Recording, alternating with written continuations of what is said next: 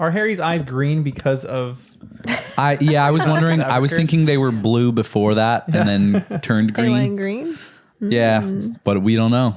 Do they turn Wait. red But Hagrid said you have your mother's eyes. Yeah. Shape or color? That's usually we'll color. find out.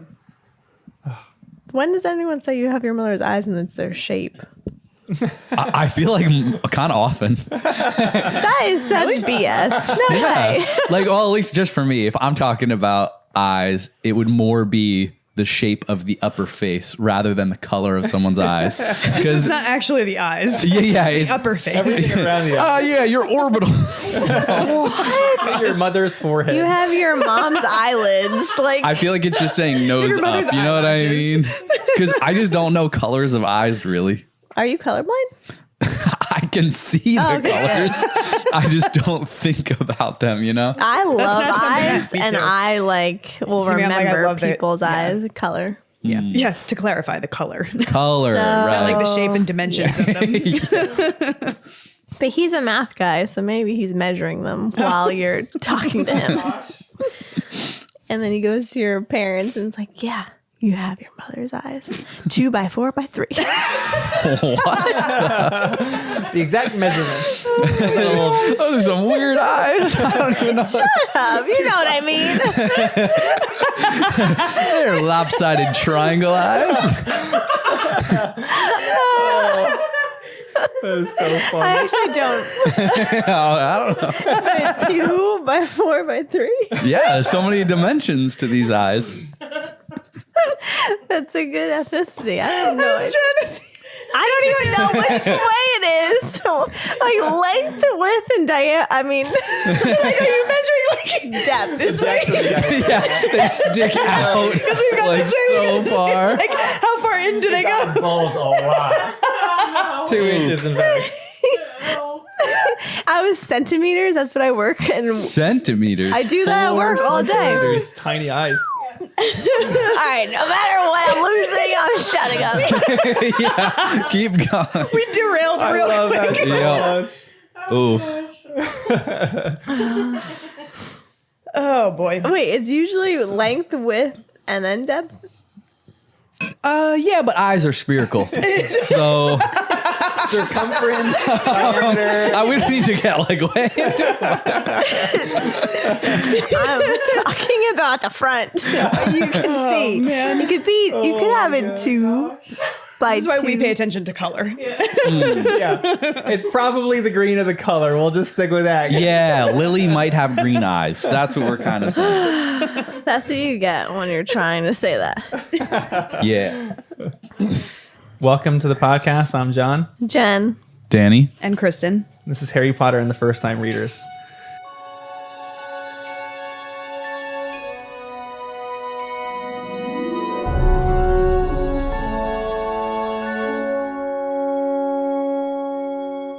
This is just a usual reminder. Please go give us a rating and review. That's the best way to get this podcast out there.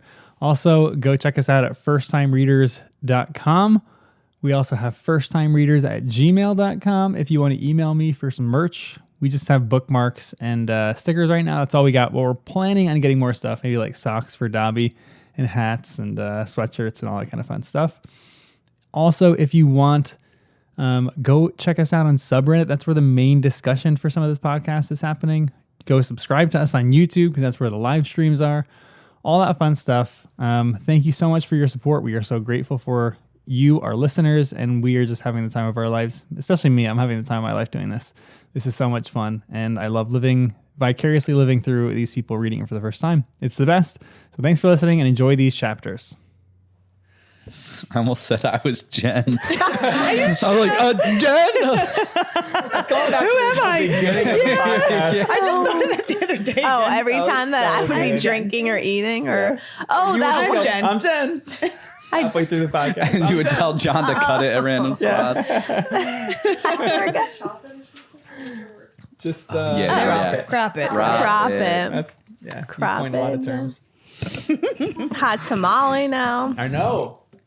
Hot Tamale Award is like a fan favorite. That's the best one we got. Yeah, I like that. And when I'm reading right now, I'm specifically reading in mind of thinking who the hot tamale award is. Changed my reading There's too completely. many things. You're welcome. I can't keep up. I'm trying to like write the summaries. My brain doesn't work like that. I just listen in the car.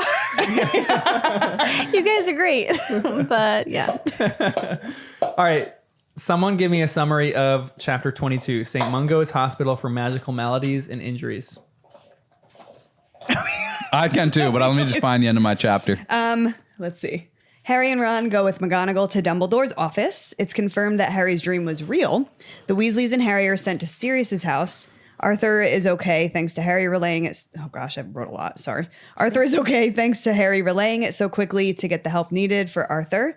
They all go to St. Mungo's to visit him, where they hear Mad-Eye mention that Harry is being possessed by Voldemort. Perfect summary. Yeah. We kind of left on a little bit of a cliffhanger last one.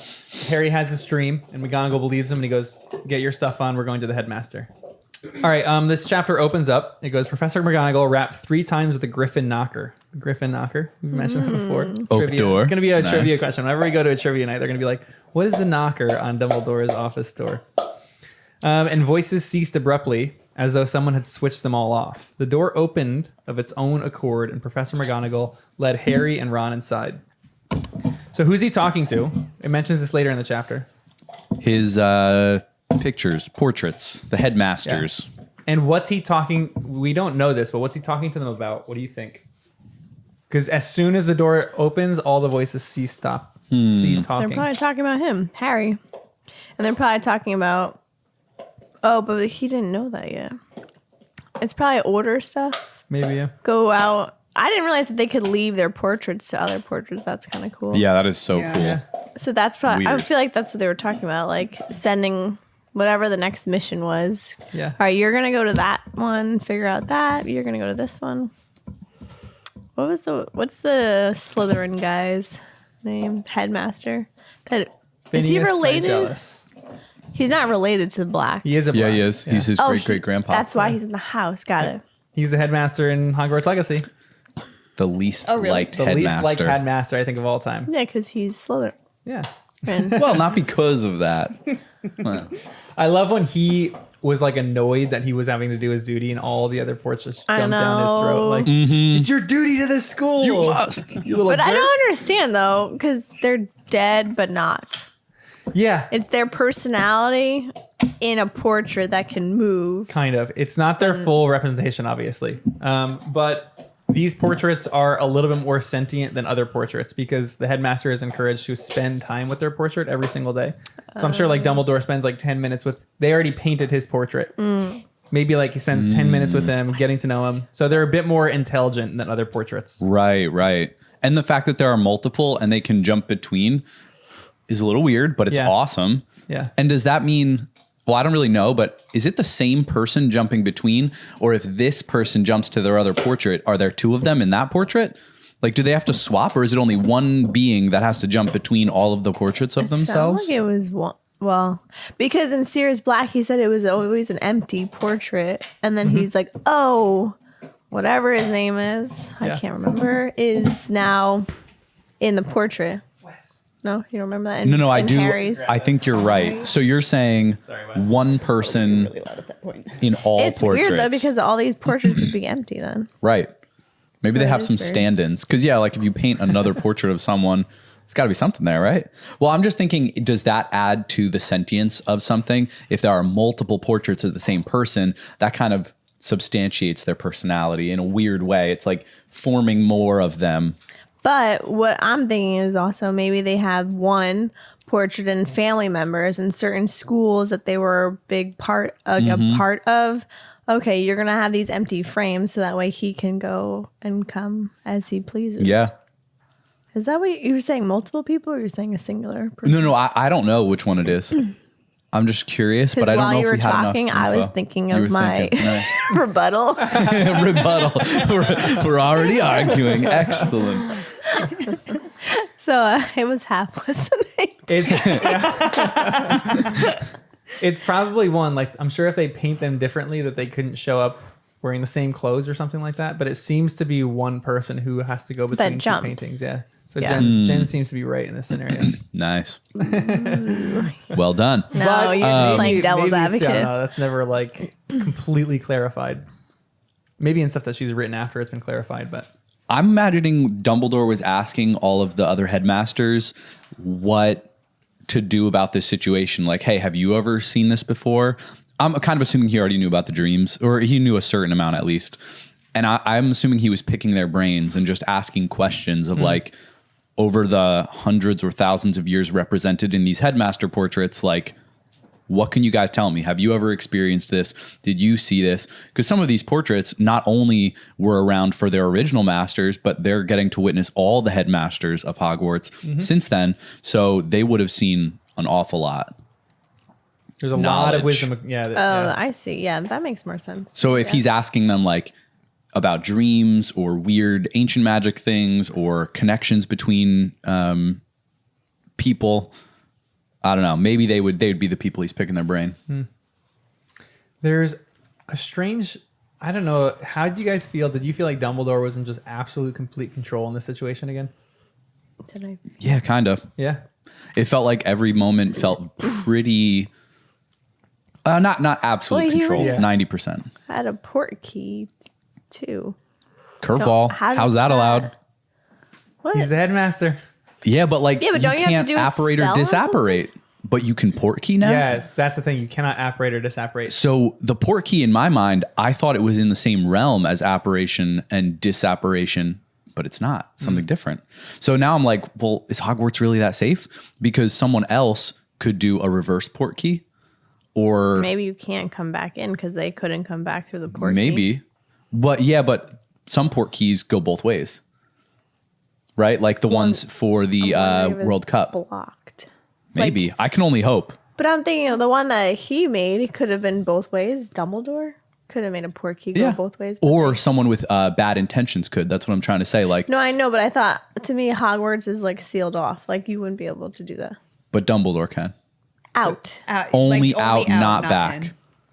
Maybe. But for apparition, it feels like it was both ways. Just cut Well, off. that's Can't be done. apparition. Porky and apparition are completely So you're different. saying totally different forms of Yeah. magic. Yep. I know. So- In my mind, it's similar. Right. So I'm just wondering if that's a whole, because now we know two flaws. Portraits can go in and out without regulation. Flu powder, maybe you can't go into Hogwarts with it, but you can at least communicate through the flu network, so that's something. And then port keys. So I used to think of Hogwarts as much more cut off from the world. And the only way in was the ancient way of carrying a physical letter in. That's why we have owls. But now I'm like, ooh, there's actually a few ways in and out of this place.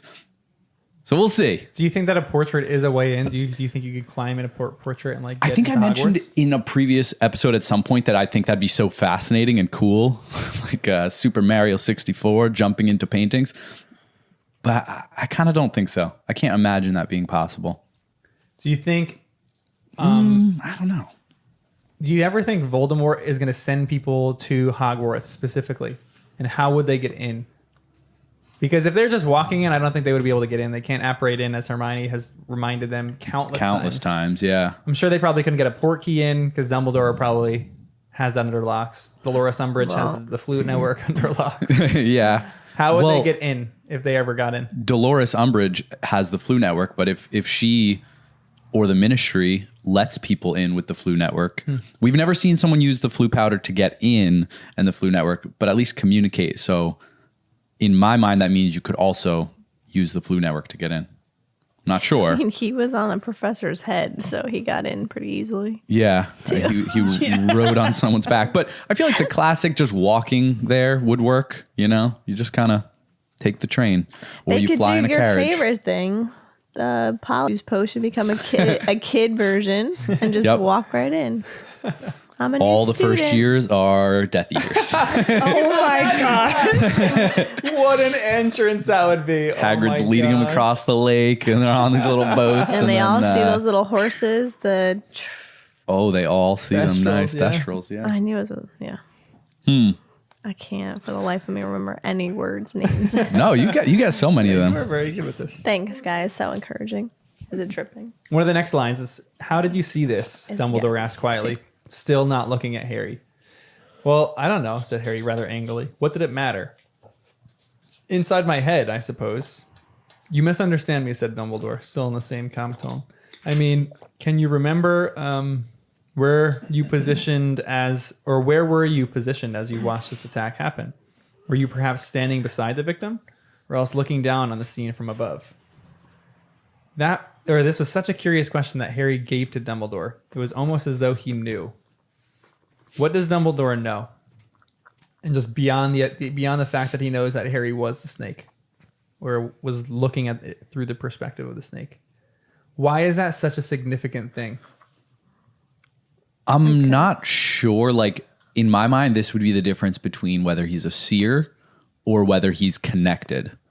If you're seeing from the perspective of the snake, or in his other dream from the perspective of Frank, the beginning of the last book, that is like maybe what Dumbledore knows is a connection between people. But if he was seeing a vision, something from an external perspective, a third party, then maybe that'd be more like a seer, like something that didn't happen yet, but could happen.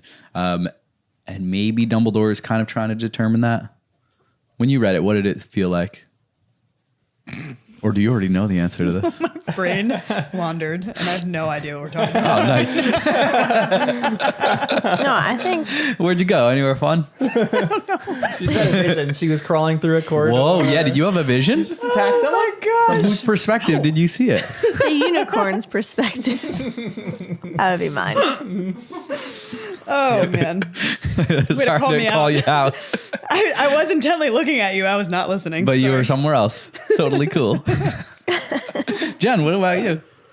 I was Oh, thinking man. that, well, you kind of said it, I guess, but I was thinking Dumbledore's either like, okay, how is he connected to Voldemort now? Is he actually connected, or is it just like a premonition or like a seer aspect too? So I think I was on the same.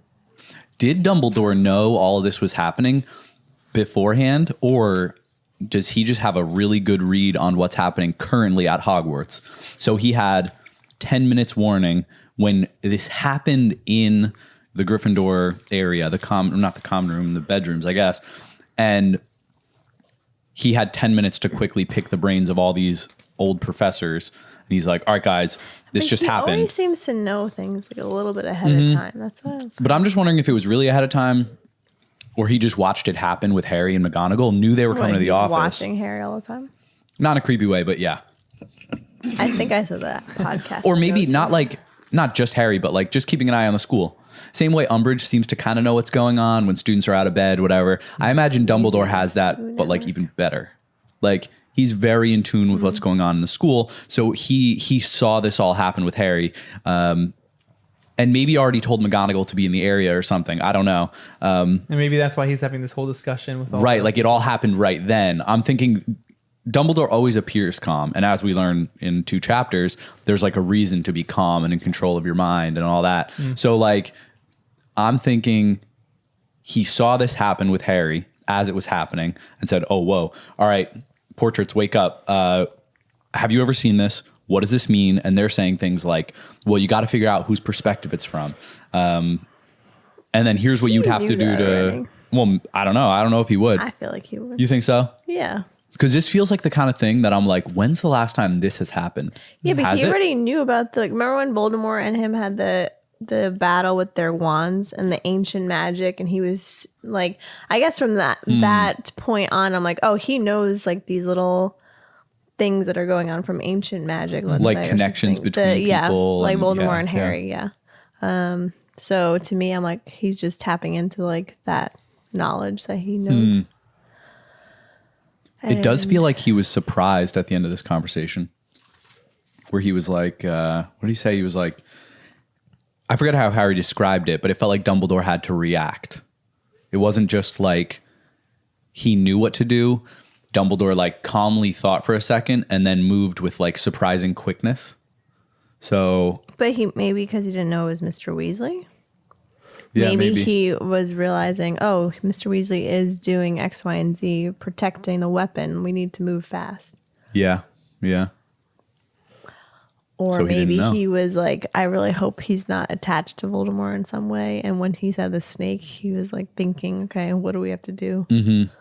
Because there is this other line. I want to read this. It's going to be in a long paragraph, but this is people had theories on this when the books first came out, and they talked about it for years until you kind of figure out what it's talking about. It says the instrument tinkled into life at once with a rhythmic clinking noise.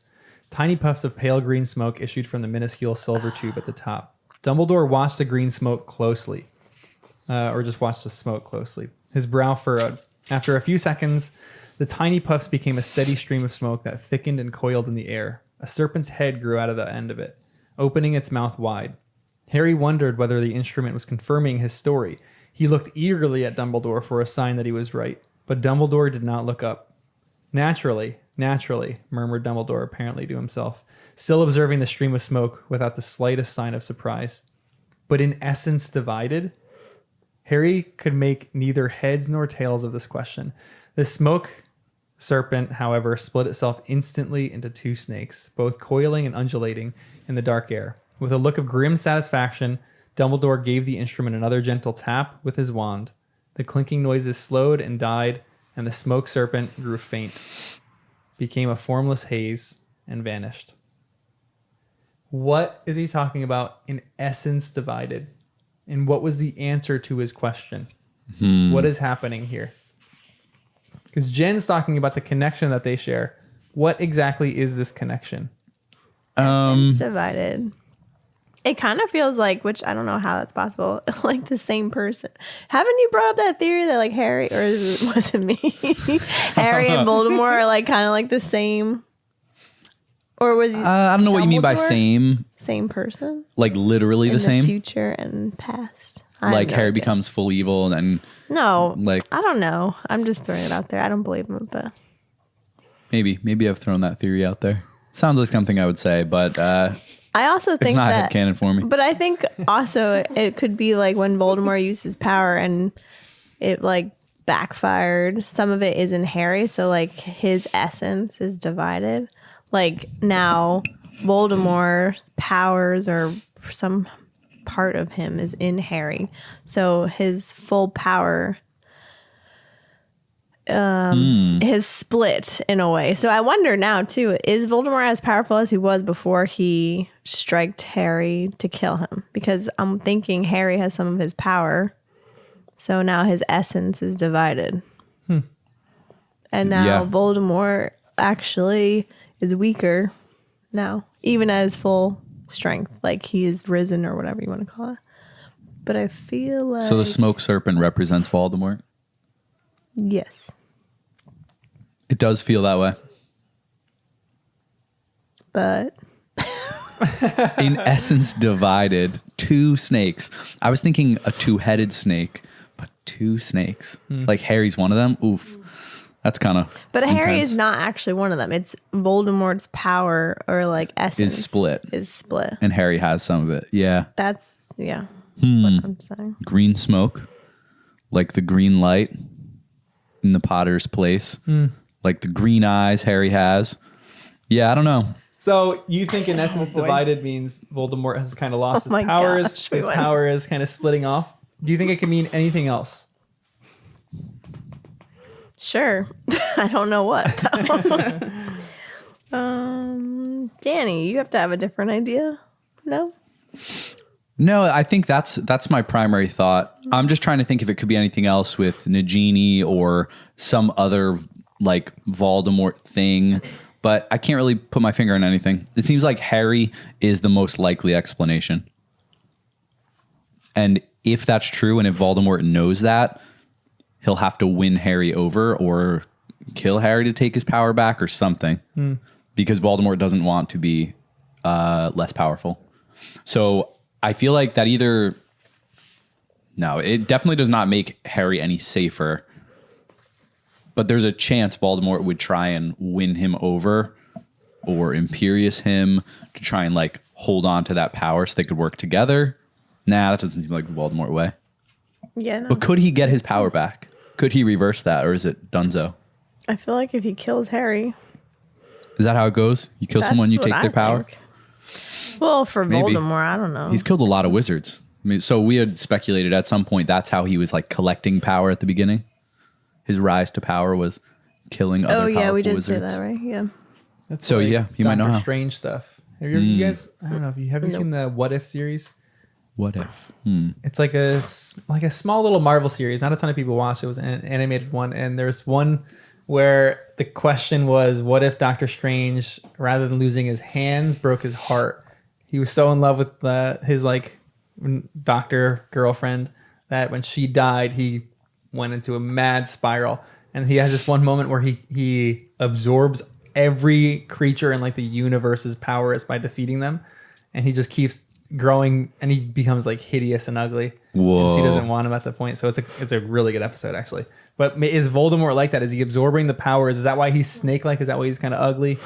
I mean, in the movies he's kind of sexy. Well, respect. Those are Still your my words. favorite moments in the entire podcast. And Jen's like, he's kind of, or no, you said about the Watching Beauxbaton students. I think you're like, they're kind of The sexy. Beauxbatons? I don't remember who were. I forgot what it was exactly. Who are the but Beauxbatons? I forgot. the other from- school? Yeah, from Yeah, Florida okay, school. Yeah. That was so. No, that funny. was not me. That was Mel.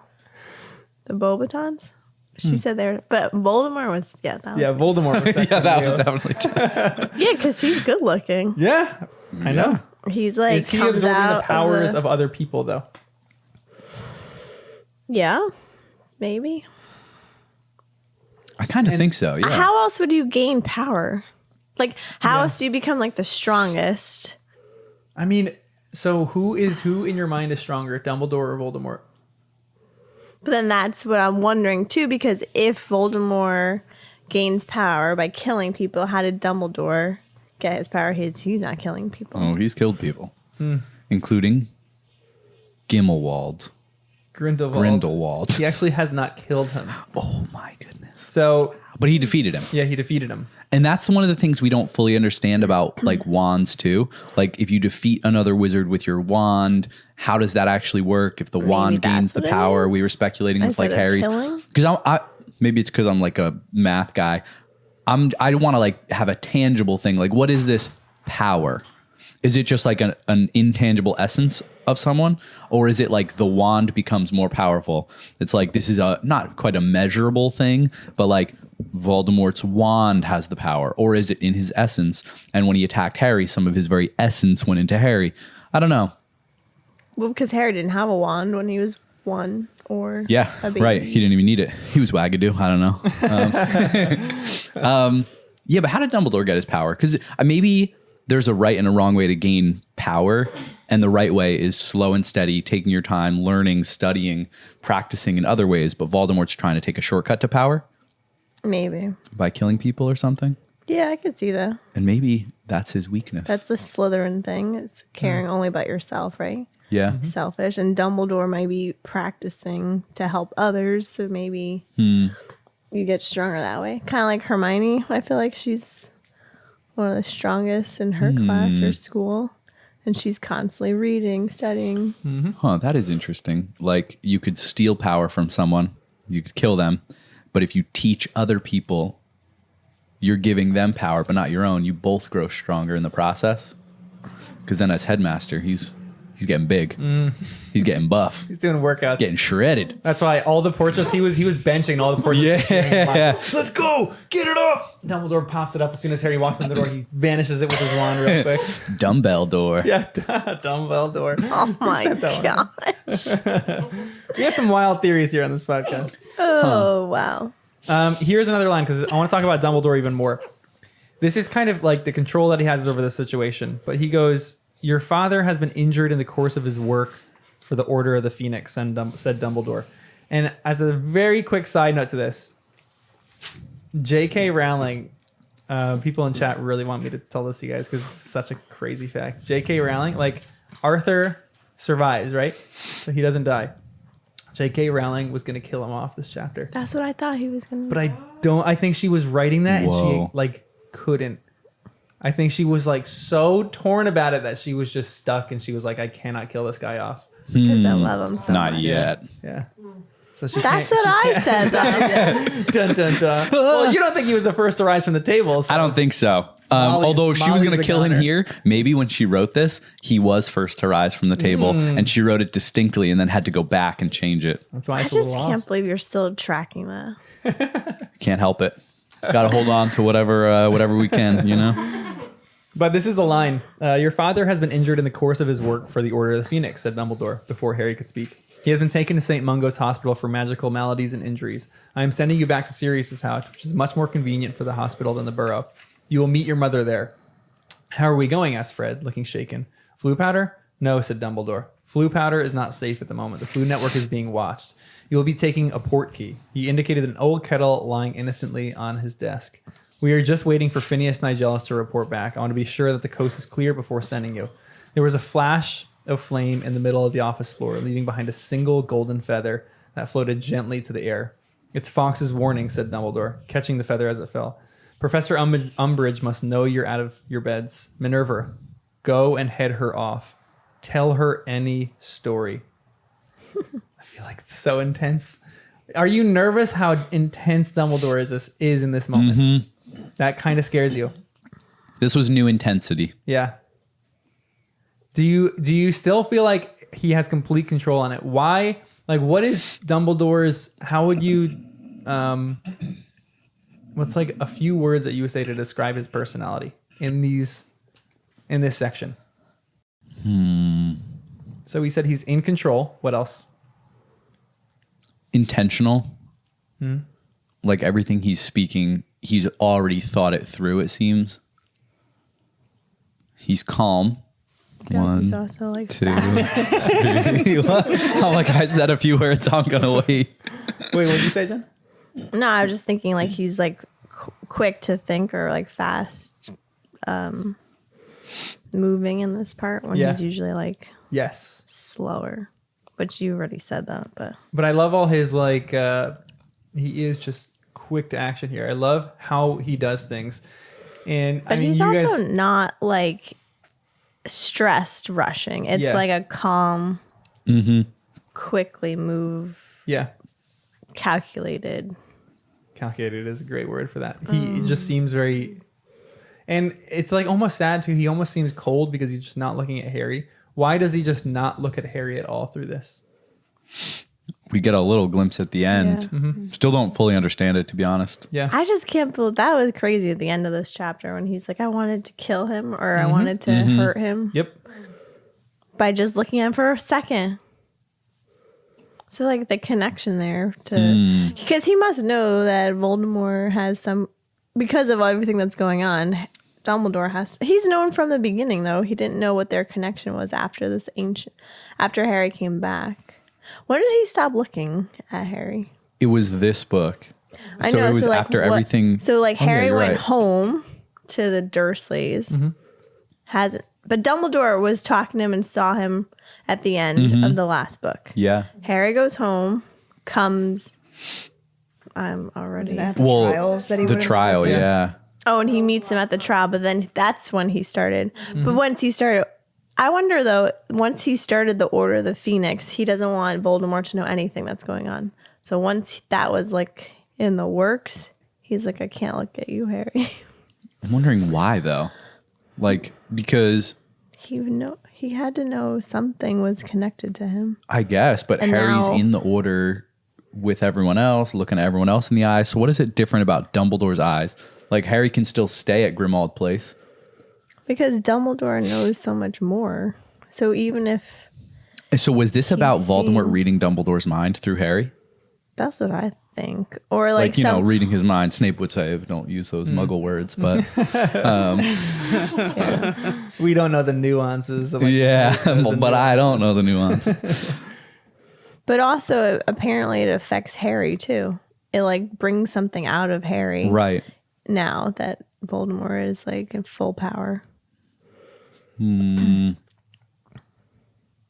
don't fully get it, but for some reason it seems like since the Order started, he doesn't want to converse with Harry face to face. When you, The order started at the end of the last book, and that's kind of where Dumbledore was starting to be cold. Like even he ordered Hermione and Ron to not give him information about that stuff, so he was left in the dark. Also, isn't he cold with everyone right now? Like, I'm trying to think. He's not really having a relationship with anyone. So I'm wondering if he's trying to like keep his mind sealed in a way from is he practicing others. occlumency or something like that here? Maybe. Well, You don't see him. He's not like hanging out at the house. He's Yeah, not it's really true. like sitting down. He's just like giving orders. he did interact with Hermione afterwards in the next chapter, I think it was, when Hermione ends up at the Order of the Phoenix. But that's just interaction. That could be orders as well. Like I wonder if Dumbledore also is, doing the mind reading. And like, if you get so good at it, you almost automatically do it. Like, he doesn't even mean to, but like when he looks in someone's eyes, he just like absorbs things from them. So maybe he didn't want to look Harry in the eye because he was afraid that then it would send Voldemort a signal. Like, Voldemort would feel that and know that Dumbledore had done it. And he would say, whoa, what's going on here?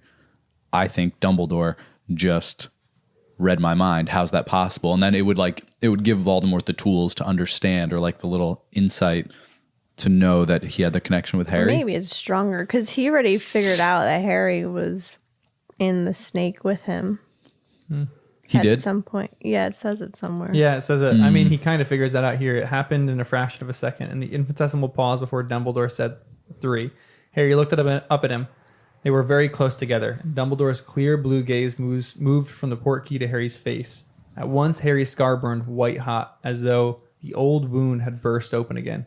And unbidden, unwanted, but terrifyingly strong, there arose within Harry a hatred so powerful he felt for that instant he would like nothing better than to strike, to bite, to sink his fangs into the man before him. 3. And they are gone. So there's something here that it kind of explains that he wants to strike him. There's some kind of strange, like Dumbledore seems to understand what's going on because he's just not keeping an eye with him. So, but then Dumbledore looked at him. So I'm curious why Dumbledore thought it was a good idea now. Like, maybe just to give Harry that taste of like, I can't explain it to you, but like, he'll look at him and then Harry will hopefully understand, although it seems like he still doesn't really. Well, you want answers. You don't want just a feeling. Yeah, it's so true. Yeah, it does seem like odd timing though to even look at Harry now. Like, after all of this, why now? Is He like, usually cool? chooses what he does, but then part of me is like, is it just an instinct? Like, he's leaving, and I'm just gonna give it a last glance. Maybe. But he always like calculated. he is very Moves. calculated. Yeah. But this is an interesting section. But they finally get back to the Grimmauld place. And the Weasleys have an intense debate with Sirius. Who do you side with in this debate? Would you rather, like, I mean, all of us, if someone that we love, they were hurt or in a hospital, we'd all want to go there immediately. But is Sirius right, or are the Weasleys right here? Does it matter that they need to be secretive and, like, they need to have their story straight? Or should they just have gone and hung out with their dad? No, I think they had to follow suit of what Sirius was saying, because that would look really weird. Like, all the kids show up and they didn't even alert the mom that he's in the hospital. Yeah. I didn't think that was such a big deal, to be honest. Like the clock that Mrs. Weasley has, for example. I mean, does that come in watch form? Then anyone would know. They're like, oh my goodness, something is going on. Let me go to the hospital and see. Like, That's the only hospital. it seems like it's the only one we've heard mentioned, but I'm sure there are other places in other parts of the world. But yeah, even if I didn't think that was a big deal. I feel like, to me, it's like, okay, you're going to the hospital and what, to wait and sit? Because like usually if there's an emergency, you're not going to see that person for like hours. So what's the point of going? Yeah, you just go and wait. Things are just- more yeah. expedited in the wizarding world. It is weird because we always rush to the hospital and then we just have to sit and wait at the hospital. But I guess we have information there, so it kind of sucks. It's just knowing that you're there. Yeah. Yeah, feeling close by instead of Yeah. like helpless somewhere else. Is it a thing How did Umbridge know that they were going to be out of their beds? Yeah, that's a great Is question. that a normal, like, every kid is tracked? Or is that an Umbridge thing? And if so, it means when she was down at Hagrid's, she already knew those kids weren't in their bed. Yeah. So she was like suspecting that they were down there. Which also plays into the fact that I sided with Sirius too. Like they needed to kind of go Yeah, along you're right. with what was happening. Maybe she tracks the door frame in and out of their bedroom. Oh man. That is so creepy. Does she have a Marauders map or something like that? I think the Ministry does, yeah. An Umbridge map. It is crazy right now how unique The Marauders Toad map Road is. map. Yeah, it's the only thing we've seen like that. It's crazy. It shows her every toad in. Toad Road map. Have to have some rhymes in there. This is a crazy moment though. It goes, if Harry had ever sat through a longer night than this one, he could not remember it. Sirius suggested once without any real conviction Yeah. that they all go to bed. But the Weasleys' look of disgust were answers enough. They mostly sat in silence around the table, watching the candle wick sinking lower and lower into the liquid wax, occasionally raising a bottle to their lips, speaking only to check the time, to wonder aloud what was happening, and to reassure each other that if there was bad news, they would know straight away. For Mrs. Weasley must long since have arrived at St. Mungo's. Maybe this is too personal of a question, but have you ever had a moment like that where you're just sitting waiting for news and it's agony and you just can't do anything? Like, have you ever been in the Weasley's shoes here? You don't have to answer if that's too personal of a question. I'm trying to think. I don't think ever Yeah, quite not to this like that, extent. yeah. No. Not in a life or death moments, like post-surgery for family members, waiting to yeah. hear results. But it's usually like there's an expected result. In the situations I'm thinking of, like with my grandparents, it's like expecting a result, Yeah. 90% chance everything is going to go well, but it's still nerve-wracking. So I can't imagine in a situation where you actually don't know. Oh my goodness. I think of when in The Office, when Kevin Malone, he realizes that he doesn't have. Oh, He's yeah. like, it came back. He's like, oh, came back negative. And Michael rips his little Liv Sharmrung bracelet that he made, throws it on the ground, and he goes, well, apparently negative in the medical community means it is a good thing. I know that reference, but sounds great. Yeah. I've had this moment. The only moment that I truly had it was when they cut off the growth on the side of my head for melanoma. And it was the 2 weeks, so they were going to call me that morning, and they said they were going to call me like late morning. So I remember waking up super early worst. and was just, I was like not stressing out about it the entire week. I was like, oh, whatever happens, happens. And then I woke up that morning just stressing. And I remember sitting there at my desk, couldn't do a thing of work. And I was just sitting waiting for this call, like staring at my phone. And then finally I got the call and they were like, it's melanoma. I couldn't talk. I couldn't breathe. I was just, it was the worst. It was so devastating. And then You were at work? yeah, I was at work. Oh And my I was just sitting at my goodness. desk waiting for it. And that- then what do you like to be alone, or you went to people? I like to be alone. I processed it for like an hour by myself. I just like sat there, got myself together with my tears, and then I went home after that because I had to have a meeting and I canceled everything. Went home Yeah. because I couldn't function, and then I texted my family, and then they all were calling me and wanted to come visit and stuff like that. It was a rough one. That's rough. I can only imagine. Have you guys ever had bad moments like that? Waiting for bad news? Some of them are too personal. I mean, it wasn't like I wasn't waiting at hospital or anything, but when I was younger, I think I was in high school. Yeah, my cousin-in-law, they called all the family members saying that he was rushed to the hospital. So it was similar to that, and I was like, oh, he was young, he was 29. And I was like, what? He was rushed? He's like, yeah, he had some kind of like heart thing. And I was like, but he was fit. He was a gym teacher, football coach. Like you would never, like he wasn't overweight at all. He took care of himself. And we're just waiting. And I was like, there's no way like it could be that serious. And he passed away. He had like a major heart attack at 29. Yeah. So I guess it was a little bit on that vein of like waiting because I was just in disbelief. There's no way. Like, Yeah. Someone that young can do that. Go through that. yeah. That's so sad. And they were running like a St. Patrick's Day, like 3K. And he collapsed. I think that's what they said. He collapsed. They rushed him to the hospital. So then we're processing that. Like he's like so fit. He's not. He was running a 5K. He's Yeah. fine. It's when you get bad news, it sucks. But the Weasleys, they get good news here. And it kind of mentions that Fred fell back in his chair with his hands over his face. George and Ginny got up, walked swiftly over to their mother and hugged her.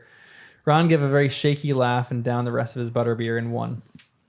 Breakfast, said Sirius loudly and joyfully, jumping to his feet. Where's that accursed house elf? Creature. But Creature did not answer the summons. Oh, forget it then, muttered Sirius, counting the people in front of him. So it's breakfast for, let's see, 7. Bacon and eggs, I think, and some tea and toast. And then it goes later.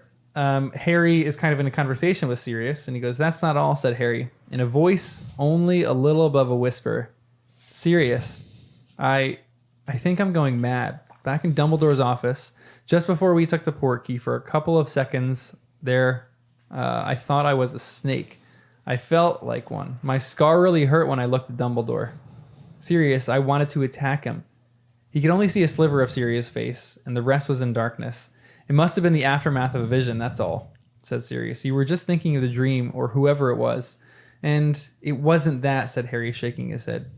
It was like something rose up inside me, like there's a snake inside me. What do you think is happening here? Is there legitimately a snake inside Harry? In a sense, yes. What do you mean? In Well, because not in divided. essence divided. Yeah, it feels like, but I'm still thinking of it as being Voldemort is in another location. He is the bad news here, and he's just a small part of him is over in Harry. But this is making it feel like Harry himself is turning bad or something, or like, I don't know. It's a little weird, and I don't think it's all that. Unless we see this desire start to grow, this evilness. But Dumbledore doesn't seem worried about it in a larger sense. He's letting Harry hang out with all these people and be at the Order while things are being discussed and go to the hospital. So if Dumbledore's not worried about it, I'm not worried about it. Dumbledore is like our litmus test for if we should be worried or not. If he's feeling all right, then we all feel all right. Yep. And it kind of goes like the lines in the previous books. As long as Dumbledore's at the school, no one's in fear of being attacked or anything like that. Yeah. We're safe with Dumbledore. But there is the line at the very end of this chapter where Harry overhears this conversation and he goes, "Of course he's worried," growled Moody. "The boy's seeing things from inside you-know-who's snake. Obviously, Potter doesn't realize what that means. But if you-know-who's possessing him," then he takes the extendable ear out. Is this actually happening? Is you-know-who possessing Harry? I don't think so. I don't think these people fully understand it. I think, what does possessing even mean? I don't know. To a certain degree. I think like he kind of is, like, I understand why they would say that, but it feels like they're kind of missing some of the nuance. Just like Snape talks Exactly, to about borrow nuance. from Snape's phraseology. Yeah, it just feels like it's not that simple. And I don't think anyone really fully understands this. This is like very unique. So for them to just sum it up in possessing, yeah, they're talking about it. They need to like talk quickly. I get it. You can't like explain all the nuance. But I just feel bad for Harry because he's hearing that and that sounds worse than it actually is. And I don't think Sirius really understands. I was kind of annoyed at Sirius in these chapters. He was like, okay, I liked when he was like feeling joyful or whatever. But it felt like he wasn't being gentle. When the kids came in and they're like, we want to go to the hospital, like he should have gotten to their level a little more and like understood that and tried to like empathize. But instead it felt like he was almost like, oh, just a little defensive. And then when him and Harry are talking, he leaves. Harry's alone then in the cupboard. Yeah. I'm like, stay with him and like talk this out. Yeah. So for him to leave him there. So then by the time at the end, possession, Harry's just still feeling a little bit alone in the whole thing. He doesn't understand it. Nobody does. except maybe Dumbledore. Dumbledore won't look him in the eyes. So. It sounds like even Voldemort doesn't understand it. So, What do you mean? well, it feels like only recently did Voldemort become aware of this happening. And even then, it feels like it was kind of like he deduced it, but hasn't like, I don't know. It's hard to tell what Voldemort is aware of with this, but I don't think this has happened to other people with Voldemort. So I guess I'm just kind of thinking, I don't know. This is uncharted territory. Yeah. What though? So hold on, Jen. What are your theories? So is Voldemort actually possessing Harry?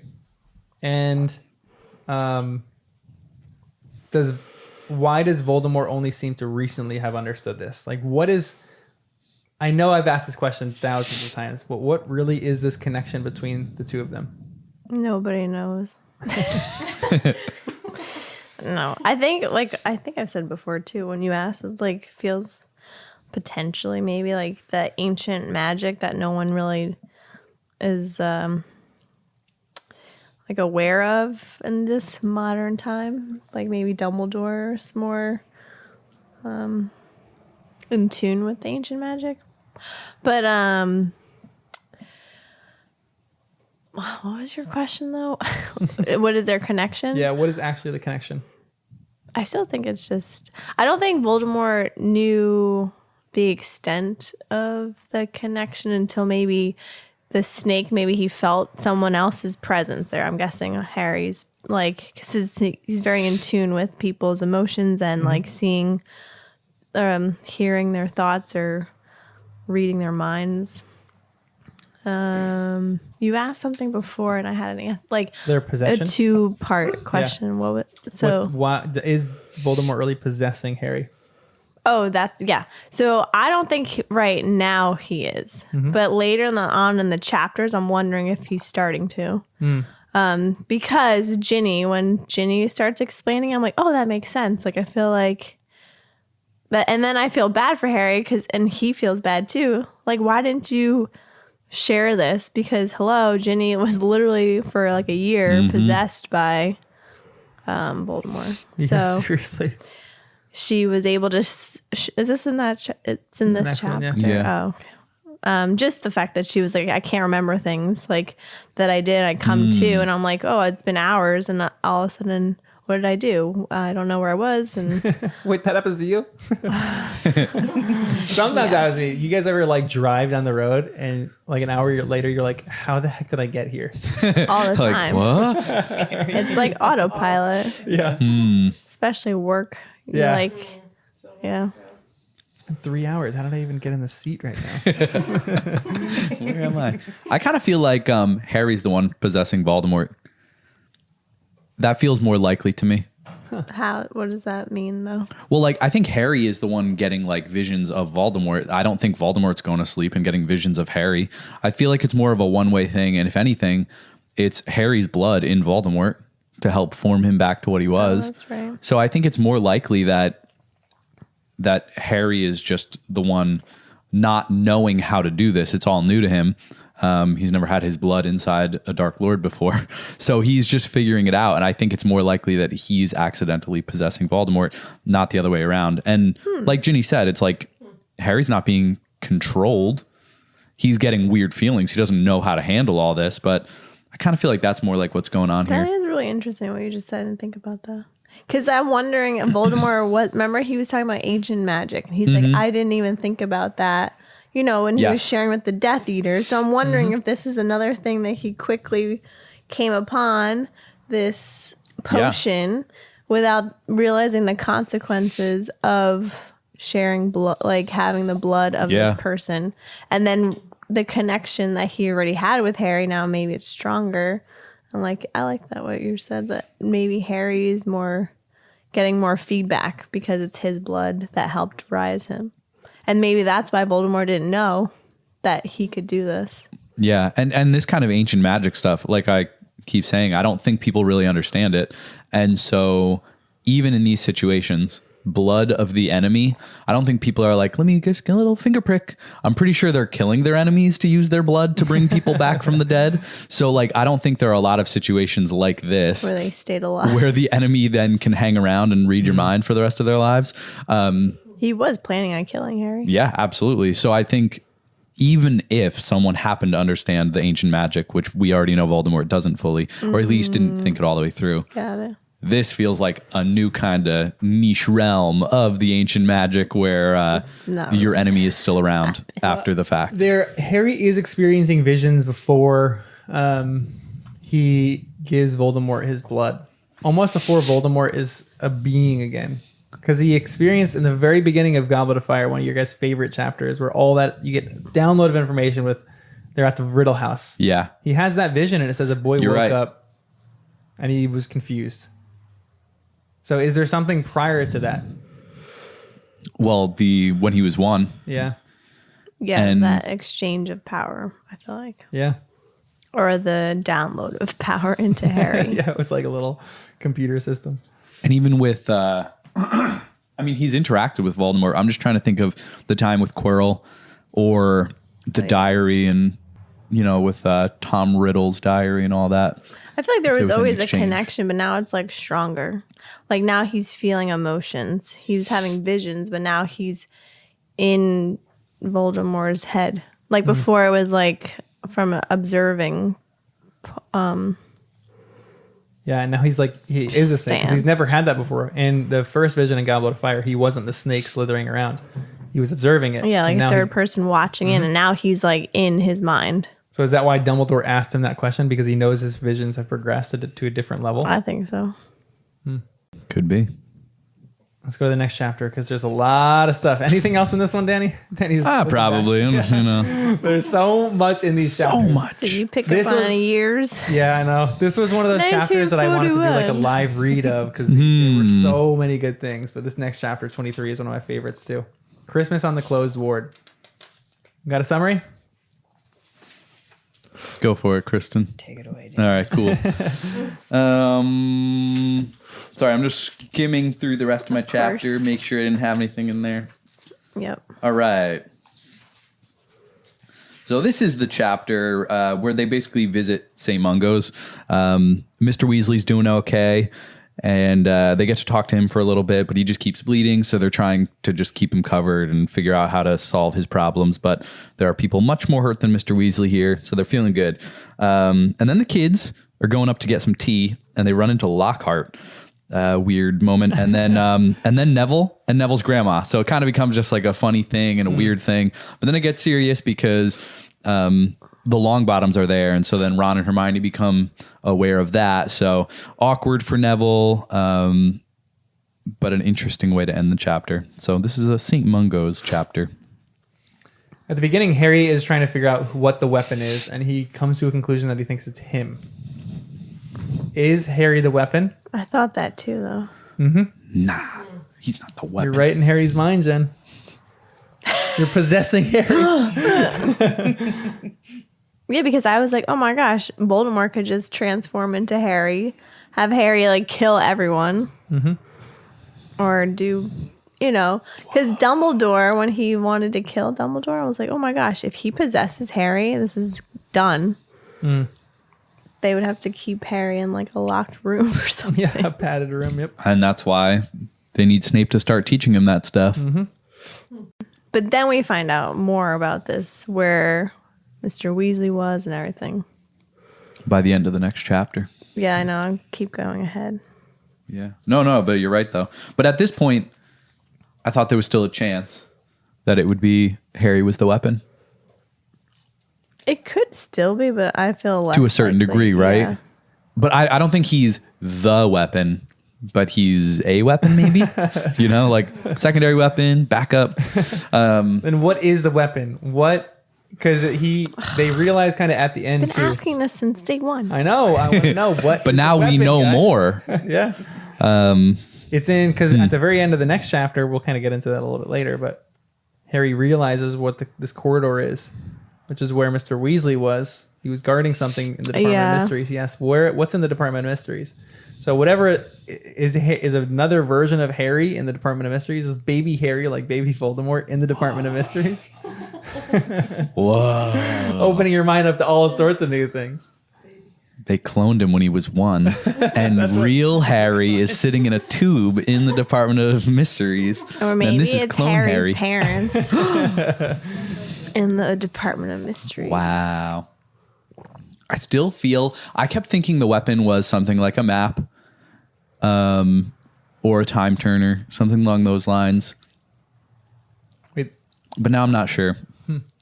Like a giant Marauders map, That's right, or that's right. Or we said the giant access time to the turner. tracker that It's gotta be shows where something more magic is. Powerful. Yeah, but now I'm thinking it is. The other thing, though, I don't understand is who they're having someone stand on guard watching. Is it guarding this entrance to the? And I'm like, how can you? It just seems so strange. How would you have Mr. or Mrs. Weasley guarding the entrance to this mystery of magic when we know the Death Eaters are like yeah, Voldemort is so powerful yeah. to compare them Like he's as, already the infiltrated the bodyguard? ministry in other ways, you're thinking? Yeah, and I'm like, well, obviously, like the snake came, and like no big, like Arthur had no chance. I just don't know. It's not the greatest defense, like guard. That is a I really could see interesting Mad Eye point. Moody. I could Yeah. see Like, Harry Tonks did this. maybe. Yeah. But If it wasn't for Harry, the guard would have done nothing. Mr. Weasley would have been dead, and then they would have gotten, I'm assuming, access to the weapon. So yeah, it just feels so weird, right? yeah, that's why. Like, I why don't- guard it if you can't do anything? But even the people guarding it are doing what they're not doing anything. Yeah. Or he was sleeping. They're Yeah, like he was slacking, I think. know. He had a long day. Or could they have Take put a a nap. spell on him to make him fall asleep? It's possible, but the way it's like end of a corridor, I'm picturing it's like, and this is the ministry. Like these are legit. It's all magic. Was that it? The corridor? I don't know. That's what I think. And like he's at the end of this corridor, like there's only one way in, one way out, and he's just looking down, like waiting for someone to come attack. But in a world of invisibility cloaks and whatever else, it just feels weird. I'm thinking of just like the guarding responsibility. When I worked on a ship, we had to do anchor watch. So everyone else is asleep. And when we're at anchor, if the wind picks up and the ship starts to move, like one person has to be awake at all hours. So that would be a responsibility. You don't work the day before, you don't work the day after because you have to stay up all night. So before I was on anchor watch, the captain comes to me, he says, I'm about to go to bed. When I go to bed, the ship is yours. So you are responsible for everything that happens on the ship. And he like, basically he's like, if we catch someone asleep on anchor watch, you're fired on the spot. No questions asked. Wow. And I was like, oh my goodness. And we lived on the ship too. It's our home. So I was like, oh my goodness. He just puts a lot of weight. So I'm like, Mr. Weasley, what are you doing? Yeah, I like know, for all sure. the wizarding world, it depends on whether Voldemort finds this this weapon. Yeah. And it feels like he was slacking just a little bit. Maybe he's been doing it a while, you know, but I'm like, I That's don't why know. I'm like, did he? Because then I'm thinking, okay, like this is crazy.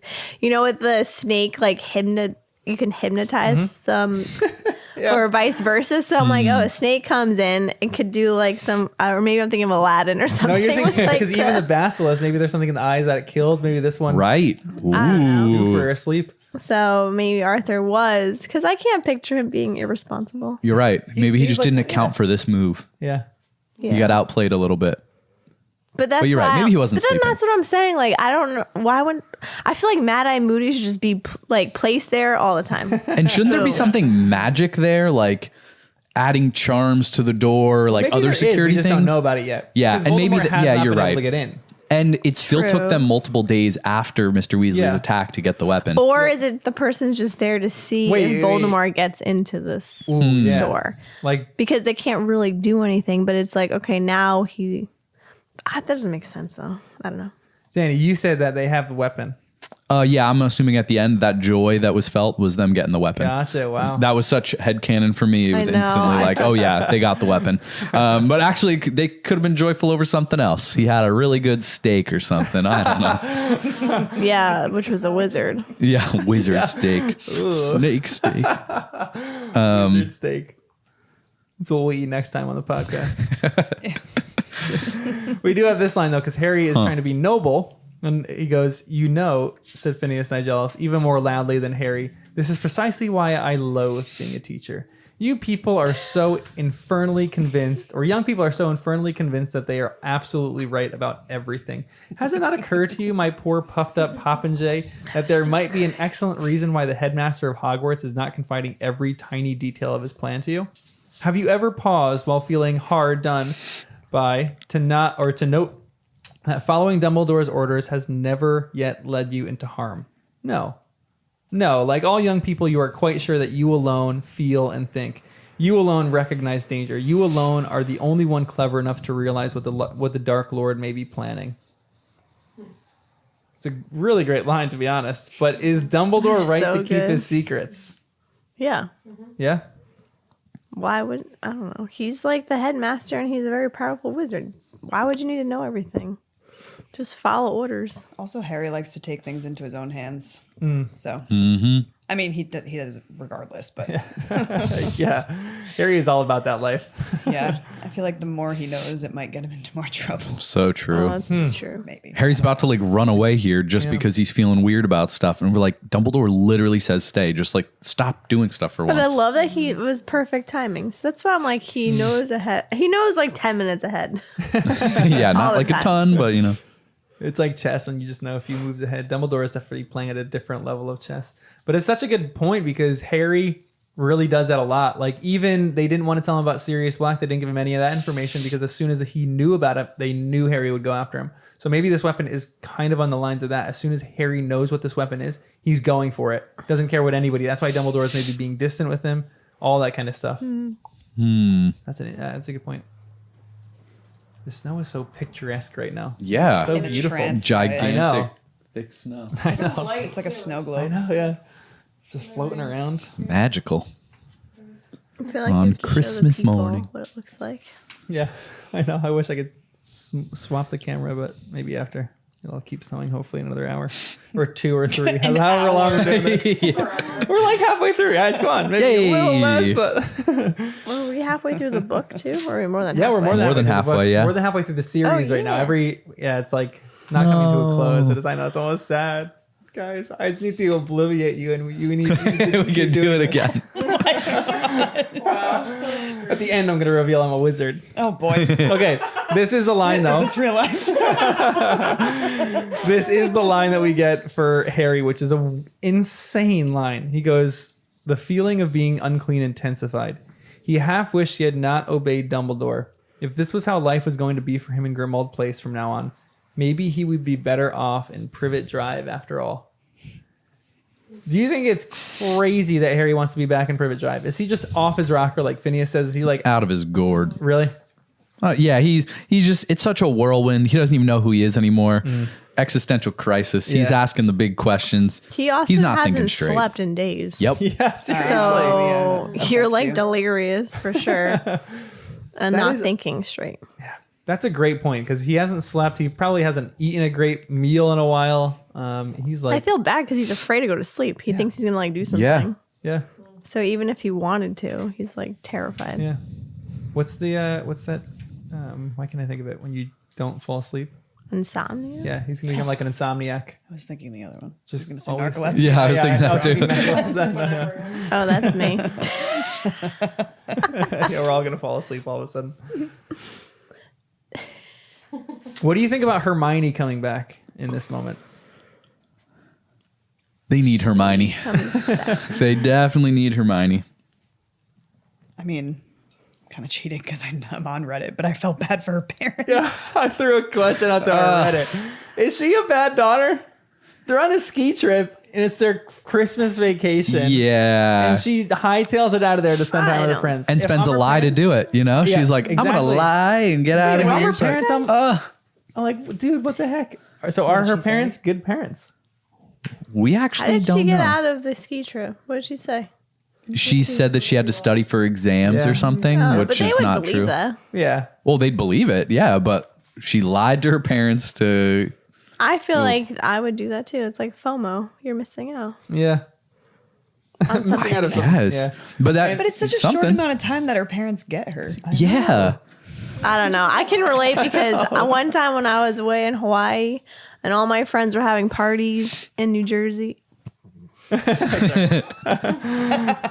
wanted to go And back? New York. Friends, Wait, you classic. wanted to come back from being in Hawaii? I was feeling like I was missing out on a lot of stuff because things were happening with my friends. People were getting in relationships and stuff, and I felt like I was missing out. And I was like, I just want to go back. Yeah, You're in Hawaii. I know. It was weird. I'm just saying. FOMO is a powerful thing. I I, know. don't know what it feels It was like. 2 but weeks. I know it's a powerful thing. I don't know. He's like, what I it feels experienced the opposite. Yeah. Yep. There is another thing. It's like, I don't know. Joy of missing out. They call it JOMO. Wow, nice. I like Yeah. that. Oh, you listen. That's funny. Yeah. Or the FOMO, fear of not missing out. FOMO. Oh, so you're aware. Yeah, it is odd. Maybe I slightly thought her parents aren't great to make this feel better. Because I think of her as being a good daughter. Maybe she just understands the stakes. She knows Harry needs her. But also maybe her parents aren't the nicest. And she's like, I can't do another, time with them. I don't even like skiing. They like skiing. They don't really care if I like it. They drag me along on these Yeah, but trips she's and also blah, an blah, only blah. child, right? Yeah, So, like, I feel like you get tired of just parents. maybe. Yeah. Maybe. She's had I don't enough. know. Honestly, I'm not Yeah. an only child, so I don't know. But this is high school for sure. So, I mean, it's different. I don't know what British boarding school is like. Maybe because when you go back home for college, it's good to see your parents for like 2 days and you're like, all right, I just want to be back. Yeah. So maybe you experience that a little bit younger when you're in a boarding school. You're like, I just want to go back. That's like my life. That's my family. Yeah. And she's like, I don't know. It's why would you want to miss out on this stuff? Yeah. Someone's like really got hurt. Yeah. And Harry's going through something serious. It's like, Mom and Dad, this is for the bigger Yeah. Why does cause of the world. So, like, I need to go. I get But it instead, from her she perspective. uses her time turner so she can do them both. Oh my God. Or she You obliviates her always parents police so that Oh she my can. God. I'm just saying, Hermione she's got obliviating options. her parents. Yep. That would be wild. And it didn't show up on the magic map because they were skiing out of the jurisdiction of the ministry because it was way out east. Or it was in a it's town Victor like Crumb. Hogsmeade where there's actually a lot of magic What stuff. if they were visiting the Crumb? They were out. Ooh. That's brilliant. North. Yeah, I like it. They were over there Head skiing. cannon. And then the parents met each other's parents. And Hermione had a Yeah, little you're fight right. with Vicky. That's why she left. yeah. We're getting lied to right Yeah. here. She lied to the trio. Oh my goodness. Double Wow. lie. She's a double lie. agent. This is Whoa. becoming headcanon. I like that. Think of the possibilities. Let's see if she talks to Crumb after. We'll have to see. She's a hot tamale right now. Well, Ginny's still the hot tamale. In these chapters, Oh, yeah. Oh boy. yeah. Okay. She's great. Ginny's awesome. Yeah, she is great in these chapters. There were like 3 times already where I'm like, yes, you go, Ginny. Yeah. She is fantastic. Hermione is an incredibly good friend here, though. And people are saying that in the chat as well. That she, even in spite of this like crappy moment, she knows where she has to be. And she just goes and helps out her friend. I love when everyone's terrified of like going into the room with Harry. And she just goes, knocks on the door. And it's like, stop being such a like a downer. Like, Yep. listen to me, talk to me. Stop saying all this other stuff. Like, How let's about actually- remember when I was possessed? Yeah. Ginny Yeah. just shoves it in his face. Oh, like you don't know anybody else who's not been possessed by Yeah, that's how she said it. Right? I Dumbledore love or that. Lord Voldemort. Dumbledore. Gosh, that would be terrible. Man. Because I wrote it down. Well, that was a bit stupid of you, said Ginny angrily. Seeing as you don't know anyone but me who's been possessed by you know who. And I can tell you how it feels. Harry remained quite still as the impact of these words hit him. Then he wheeled round. I forgot, he said. Lucky you, said Ginny coolly. Which that line cut me.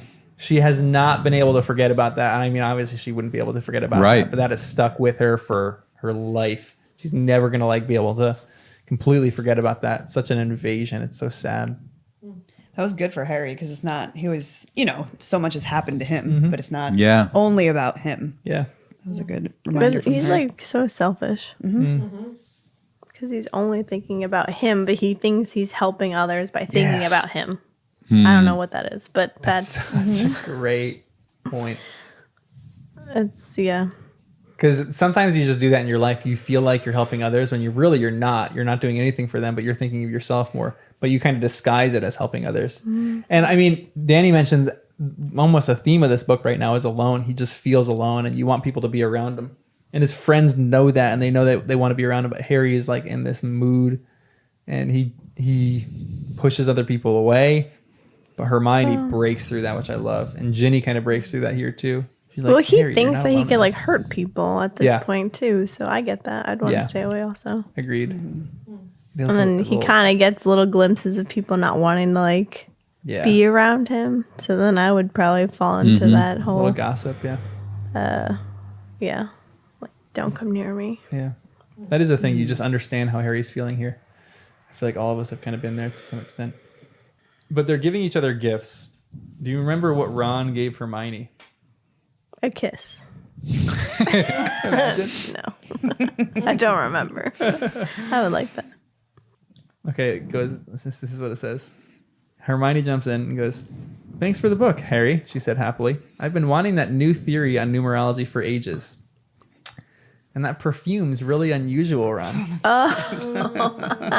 Well. What are Is your it a thoughts on love Ron? potion perfume? Yeah, he took a page out of Mrs. Weasley's I book. know. Ron giving out perfume. What do you think? I think she's gonna fall in love with him. Yeah. Think she's already there. Yeah. Oh, really? Yep. Otherwise, it'd be dangerous perfume. What if she sprays it while looking at Harry? I don't know how the perfume works. Or maybe Ron had to put some of his hair in there and it's already built in. I don't know. But if Mrs. Weasley made it for him to get Yeah. Oh, she Mrs. would do Weasley's that. like, we want more Christmases with Hermione. Give her this. Yeah, now that she's not into Harry. Hmm. From the, what was the newspaper article? The Daily Prophet wrote about it. Yeah. She was so mad. She was so rude to Hermione. Yeah. And someone said this too. Ava said just about the Hermione thing. She thinks Hermione was hiding how sad she was to not be with her parents so that Harry wouldn't feel more guilty, which just makes her so much better of a friend too. Like she's doing selfless things. Harry's not doing selfless things, but thinks he's doing selfless Exactly. things. And Hermione is really the glue that holds this whole thing together. A hot tamale. Sorry, that burp was right into the mic. It snuck up on me. That's for you people. What is we talked about this a while ago with the best gift that you've ever gotten. What's the best gift you've ever given? your sweaters. Aw, Agreed. Honestly, That's the best so I've ever gotten. legendary. Love, Yeah, sweat, they are tears, incredible. anger. I have it prominently displayed in my closet. Every time I see it, I'm like, oh, it's so It epic. is, yeah. That was truly one of the best gifts I've ever been given. I feel like I can only wear it when I'm in controlled environments. No eating, you know. Like, I like You just no stand there curveball. wearing it in the room. Yeah, feeling powerful. Oh man. I remember this wasn't the best gift I've ever given, but I remember the reaction was great. When my dad, we had like an old furnace in our house, so we would have to chop wood and like feed the fire, and that was kind of what heated our house. And my dad chopped wood all the time. Like he was out there. My cousins were, they removed trees, so they would like just bring him logs, and he would just chop it all the time. And he had 2 really good mauls that he would chop wood with. And I remember I went to Home Depot looking for like just a really good one for him. I looked on Google trying to find good ones, and I got one that was people raved about. It was like the greatest maul known to humanity. And I got it for him. And when I Is got that it, an axe? yeah, it's like a splitting. Yeah, a maul splits Okay, it. Yeah, thank an axe you. chops down a tree. It's like a Sounds thinner like you version bought of a them maul. in- A maul is like a triangle, pretty much. And that you like hit MALL. the Yeah, you hammer hit- too, and it like yeah, kind cracks of. There's it. the other side. You can hit like a little chisel. Or right, yeah. Oh, got it. A wedge in, and it'll split the wood. Yeah, okay. But I gave it to him, and his first reaction, he goes, "I already have 2. Thanks for getting it, but that's okay." And then a week later, he tried it, and he comes back to me. He like chops a few pieces of wood, and he comes back into the house with the maul, and he goes, "This is the greatest maul that I've ever used in my life." He's like, "This, I will never not use this ever." And I was like, "Yes." Because dads are so like it difficult took to a get little- used for, and so that was the one true. time where I was like, "I got him a good gift. Let's go." I was so Took him a minute happy to realize it. Yeah, I know. I was so happy about that one. That's good. Actually, almost all my dad gifts would probably be up there too. Really? When he was like, I don't need this. And then they like try it on, like, okay, it's nice. I mean, if you want to get me another one, I wouldn't say no. Yeah. Because dads are so tough to get gifts for, to be honest. For real. I don't know. I can't think of another one. Well, the best actually was my niece. I gave her for Christmas. She's obsessed with Frozen now. Mm-hmm. And I gave her a robe that has Elsa all over it. And I gave her a light that has Elsa, like all the characters. And it's, you touch it and changes colors. And I was like, oh, this is great. So I give it to her. She opens it and she's like tosses it to the side. And she's like looking in the bag. And I forgot I had something else in there that she liked. She put those other two to the side. I was like, what the heck? I was like, aren't you obsessed with Elsa and Frozen? My sister gets her a dress-up gown of Elsa with gloves and the braid. She was obsessed with that. So here I am comparing my gift to my sister's gift. I'm like, oh gosh, she's obsessed with that. But after a week later, my sister-in-law and my brother are like, she's obsessed with the robe and the light. This is a long-term obsession. Yeah. She wants her robe on all the time. So I was like, okay. It was so cute to hear that I was like, long-term, I won. She had to win that one. Yeah. So yeah, that felt great. I was like, yes, I knew that one day. The robe is so cute. Oh my gosh. I love it. So that's my story. But I am a gift giver that I like to get something that you mentioned a long time ago, or you like a certain thing and surprise you. But it's hard. Some people are easier than others. Yeah. Mm-hmm. Yeah. Some people are the easiest person to give gifts for, but.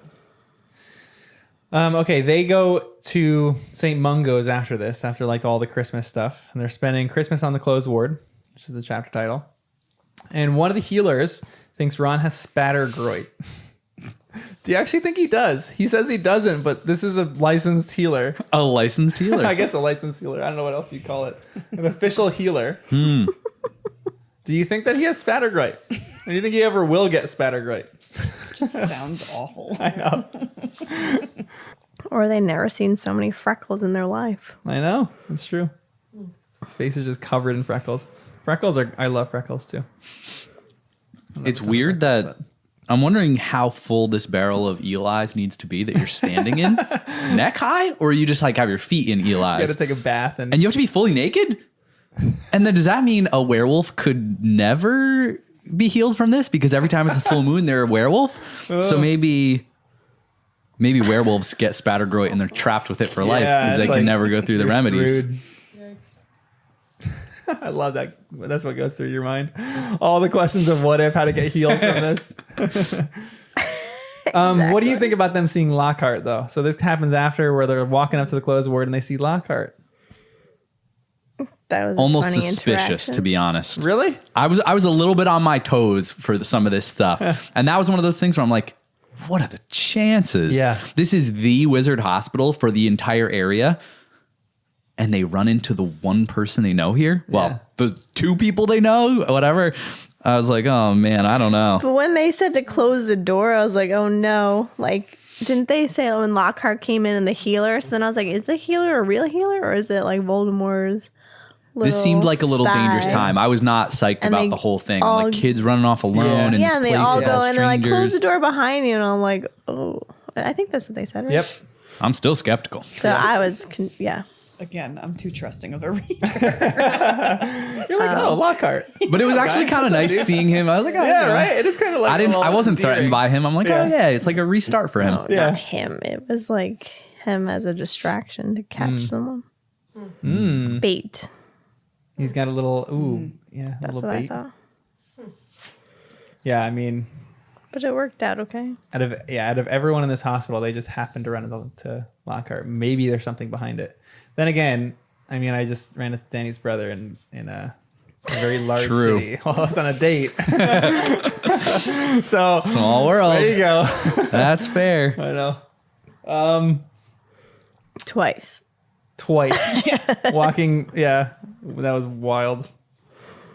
This is another line that happens right after they meet Lockhart. It goes,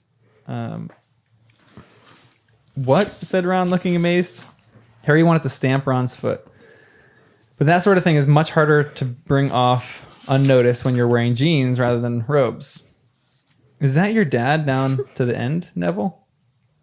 What's this? Said Mrs. Longbottom sharply. Haven't you told your friends about your parents, Neville? Neville took a deep breath, looked up from the ceiling, and shook his head. Harry could not remember ever feeling sorrier for someone. He could not think of any way of helping Neville out of the situation. Well, it's nothing to be ashamed of, said Mrs. Longbottom angrily. You should be proud, Neville. Proud. They didn't give their health and sanity, so their only son would be ashamed of them, you know. I'm not ashamed, said Neville very faintly, still looking anywhere but at Harry and the others. Ron was now standing on tiptoe to look over at the inhabitants of the two beds. What do you think about them seeing Neville's parents? What do you think about Neville's parents being there? What do you think about Neville's response? Felt so bad for Neville. I think it was probably healthy for him, Yeah, that's what I was thinking. but still stinks. Yeah. I did think Harry was being nice. Like he was trying to come up with ways to like save the situation and shield him from it. Yeah, seriously. No saving this though. The grandmother, though, was like harsh. But then I was like, yeah, it's true. Like, your parents were standing up against the Dark Lord. And they did everything they could. And they didn't give up any information. Like, they're strong parents. And for you not to, like, share that is, like, not... I don't know what the word is, like loving to them or like giving them respect or the honor that they deserve as his parents. Because he's kind of just pretending they don't exist. Yeah, seriously. But if he's like, yeah, no, my parents actually never gave up 1 ounce of information and now they're in the crazy ward because their mind got destroyed. But I come from a family that's very strong-minded, and they will not give up anything. Like then, it's like a moment of pride. Yeah, like what the grandma power was saying, of the family line, even though they're It's great. just interesting the perspective of children, though, because it's like, I mean, he sees Malfoy, you know, and I'm sure maybe that's one of the kids that he's afraid will like make fun of him for this because he would make fun of him, no question asked, you know. And maybe Neville just doesn't want that. Yeah. And like, yeah, he should confide in his friends, but I feel like that's hard.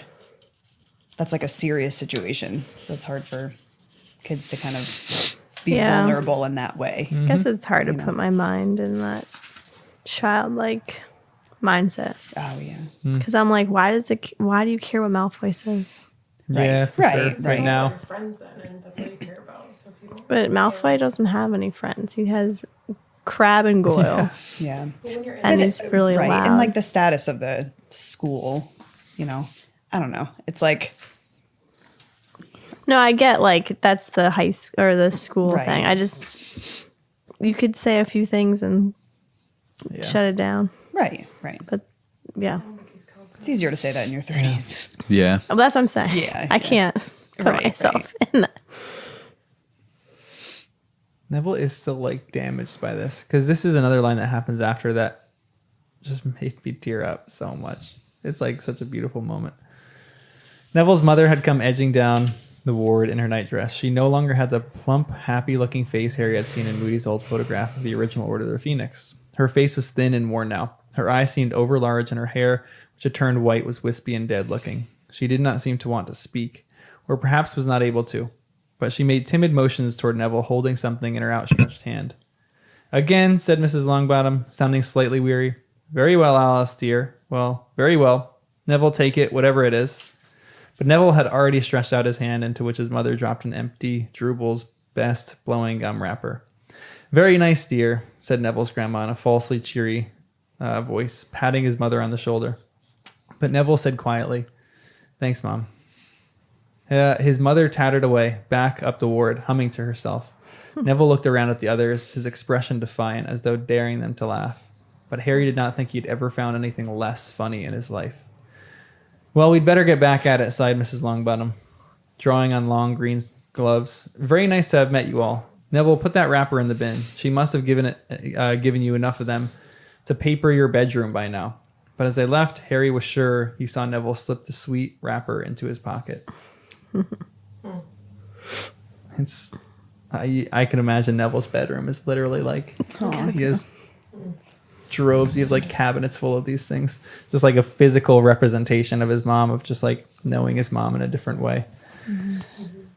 And now you guys have a little insight into why Neville is one of my favorite characters, because So it's just a sad story. I know. So I'm all about the sadness. Because he encounters what Harry has encountered almost in a not a more difficult way. They're equally as difficult. But how Neville shoulders it, and he's just quiet through it all. Like that is my personality. So the idea of telling someone about this that's almost foreign to me. Like this happened with Chadwick Boseman a long time ago, where when he died from cancer, no one knew that he had cancer. Everyone was shocked. And so there was always these memes running around that he was always, Chadwick Boseman is the Black Panther, sorry. Thank you. So I know Black Panther. So when everyone, there were jokes all around that when he would do like the Black Panther sign, there were like memes of he was devolving and he looked less and less healthy. And people were like, when you've been doing this for so long that you're sick of it. But he was literally just sick and he had cancer and he just couldn't do it anymore. He was doing drugs too that he was on. Oh yeah, exactly. It was the drugs that was wiping him clean of that. So like he was. No, they thought he was like a drug addict though too. Oh, that's what So he was super skinny. They thought he was getting sick. Yeah, but he quietly endured that, and then he passed away. He told his family, but that was something that was like his private business. And I feel like Neville is almost the same in this whole book. You don't know anything about Neville. You know he's a shy kid. You know you're like we were questioning like should he be in Gryffindor? Is he really brave? And here is where you get I think his bravery, like his absolute bravery. He is enduring his life. Going to Christmas, visiting his parents who are insane. They lost their minds. And any moment he gets where these people, like his mom gives him a gum wrapper and he slips in his pocket because that's like a little piece of who his mom is. And he just is so tragic. It's so beautiful. What do you guys think of Neville? Do you love him as much as I do? Maybe not as much. I'm ending the podcast right now if you don't. Oh my God. Yeah, he is so I don't. great. No, he's sweet. And yeah, he's probably he's stronger than you think too, because if you can keep all that quiet to yourself. And Ava says something really good in the podcast or in the chat too. She says, I think Neville is what Harry would be without Ron. This is kind of probably true. Right. Harry was lost. Harry was kind of very similar to Neville in the beginning. Lost, a little confused, and then he met Ron and he was good. That's why Neville needs friends too. I know. Yep. It's not good to be alone. Yeah. Even if that's your default. I know. I'm with you. I agree. I've come full circle on that. Well, 180. 180, yeah, full circle. No, I love being alone. He's on his way back. That's what I was like. He's like, I've tasted it and we're going back. Gotta be your full circle. It's gotta go 180. Oh, man. Any other questions that you guys had in this chapter? Or comments? Hold on. There was something. Oh, Percy sent back his jumper. Over the line. That made me so mad. I didn't think it was actually him. I thought the same thing. I'm like, this sounds suspicious. Is it Toad Lady? Yeah, I know. I'm like, what happened to Percy? Where is he? Yeah. On Christmas, he wouldn't go back and hang with his people? What's he doing? I think Kidnapped? he's possessed or imperious or something. Because Harry, it's all centered around Harry's possession here. Are other people being possessed or imperious? Yes. Maybe. I just can't imagine Percy turning so hard against his family. And even if he completely turns for every other reason, like, where is he on Christmas? Alone in his flat in London? Maybe he has a girlfriend. Did he go home with Fudge? Do you think his pride is getting to him, Toad. though? His what? Because if he's gone this far, do you think his pride is getting to him? It is like, I can't. definitely like, I've come possible. This far, He's maybe I just digging his can't go heels in, back. yeah. He knows But he's it wrong, but seems he's just digging his heels in. Yeah. Like, it almost feels like such a weird insult because if you really are a certain level of mad, you know, you would go home on Christmas ready to argue and make your points. And he has no problem arguing with his whole family about things. But this feels like if it's actually him, he doesn't even care. And then maybe even beyond that, he's trying to cause pain by sending the jumper back. Right, He didn't just throw it in the garbage or whatever. Or just be silent. Yep. Yeah. He sent it back. Like that kind of Did doesn't he make any send a note sense. with it? No, I don't think so. it was just Yeah. Because whoever kidnapped him couldn't send a note without it. Giving Yeah, him that's what I was It thinking. was the newspaper clippings. like, I'm still letter. holding on to hope that Percy isn't completely lost. Because if he really did that and it was actually him, he has taken more steps down this dark path than I Yeah. realized. Huh. I just know Danny has another question in this chapter that he's. Oh no, there was just one other thing that I was suspicious about in this chapter. Oh no, there's just one. Yeah, just one, not a bunch. Bodhi Broderick. He's the one who thinks he's a teapot, according to the old man with the horn when they first came in. So he got a visitor, old man with the horn. Then he gets a plant and a hippogriff calendar. I don't trust this plant. If the Bodhi visitor knew that Bodhi brought her, because this Bodhi visitor was there the other day, knew that he was sharing a room with these, you know, big hitters. We got the Longbottoms and the Lockhart crew. I don't trust this plant being in there. There are some dangerous plants in the wizarding world, including the one that Neville had. Yeah, Ooh, but maybe when- Neville could scout it maybe- out. I He'd look know. at it and be like, ooh, That's literally we're what safe I was here. thinking. Maybe he doesn't know, though. But Neville's in a weird place too. So Yes, he'd probably be thrown. he off. wasn't He paying doesn't know. attention. Yeah, exactly. But either way, I'm I don't trust surprised this that plant these at all. People all share a room for like eternity. Yeah, Like, they all get very along strange. and they can. They must be drugging him up. yeah. There's no way. Like a curtains between them. What? I missed that. I don't guess. even know. And a locked door. Yeah, it's weird. Very What do you suspicious. think the plan is? Well, I had two initial thoughts. One was the thing from Hogwarts Legacy that like attacks people. Like it would Venomous get big enough tentacular? and then all of a sudden it would start What like was the killing play people. That like the plant eats people. What? The Little House of Horrors or something. The big Venus flytrap. Yeah. A big Venus flytrap. I also thought, what's it take to make a wand? Because you might be able to make a wand out of the plant when it gets to a certain size. your wand going, It's how by you the way? smuggle wands into the hospital. You gift a plant, and then when it gets long enough, my all of a goodness. sudden you snap a branch off, make a wand. Danny, you need to write a book. So I'm Danny's just saying, series of this Oh plant yeah, feels that's it. Little House suspicious. of Horrors. That's what I was thinking. Of. Yeah, yeah, little yeah, shop yeah. of horrors. Little shop. Oh, that's it. Oh, house shop. Same. Yeah, thing. same thing. Did you see Little House on the Prairie before? No. Horrors. Great show. Great show. Horrors. So anyways, I'm still going to be suspicious of Bodhi Broderick and his ear-horned friend. But we'll see. I didn't even catch any of that. I read that like just like that. I'm always looking for the subtle hints because I think if something nefarious was happening, she would hint at it. So Yeah. the fact that it came up again, what are the chances the dude behind them in so line funny. to check in also is visiting a person they interact with later?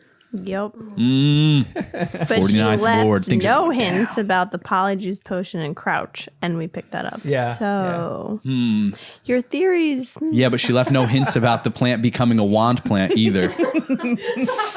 And here we are. Is this a Not yew? Is this an apple? Is this a dogwood? So, yep. That's so funny. Okay, on to chapter 24, Acclimacy. Dun dun dun. Someone give me a summary of this chapter. This is the one where Harry starts to learn about this weird ability for people to kind of invade your mind. Our Muggle speech will say reading minds. So Harry has to kind of go to extra class with Snape per Dumbledore's instructions to learn how to resist his mind being read and kind of be more understanding of that. So I didn't write the summary, so I forget if I'm missing anything, but that's the general idea. Yeah. Back at Hogwarts and Harry going through this class with Snape, weird tension, like what are Snape's motives, a sketchy moment with a pensieve. So yeah, Yeah, we're learning about mind reading Talk here. all about that. And Cho Ooh, and asking Cho. for Valentine's Harry not Day. catching any cues. But then he did. Yeah, I was he so got it. proud And of he him. ran after her. Yeah. I was proud of him I know. too. Agreed. It's clicking. Yeah. That was good. That was good. He's Yep. learning. because I was about to be mad at him, and then he ran after. He's like, why was that a response? That's a weird response to the question I'm thinking. The DA, right? Yeah. It was a DA She was thinking about meeting. the DA when she was thinking about Valentine's Day. In the beginning That's of this chapter, very like aggressive forward for her though. That is pretty I straightforward. know. Good for Cho. Knows what she wants, goes after it. I mean, More her of a wet last kiss. boyfriend died, so I guess she's like, I might as well make it. Maybe she's on the bad side, and she knows everyone that she dates, she's cursed, Whoa. dies. So she's trying to date Harry so that Harry You're dies. so messed up. Ooh. That would be maniacal. A little bit. What is Creature up to? Oh, he's creepy. I think he left and came back. I think all of this is under the command of Bellatrix. But what do you wait? No. How? Bellatrix is the kind of related to the Blacks. And Creature The likes her lady. better. Oh, the one that like killed, not Yeah. Longbottoms. And her name is not burned out of the family tree. She is like an idol for her in his little sleeping quarters. Yep. Right? The taped up painting or whatever. Well, it just sounded sketchy because Creature was found in the attic after days. He's there to serve them, but he wasn't there. And as much as I'm not down with the house elf serving, yeah, be free.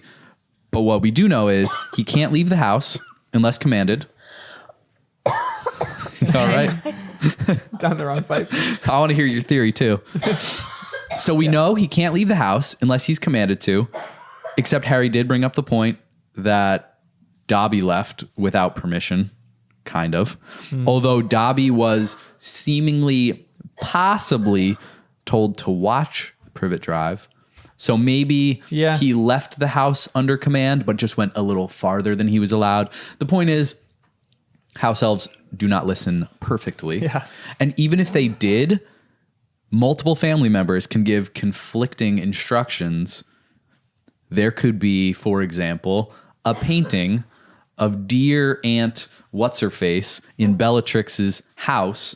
And she could say, yo, go to your other painting and give some instructions to Creature from me and use this code word. He'll know it's actually me. It's an inside joke from childhood or whatever it is. And then Creature maybe could take commands from the painting from someone else. Or maybe Bellatrix just stopped by. I don't know.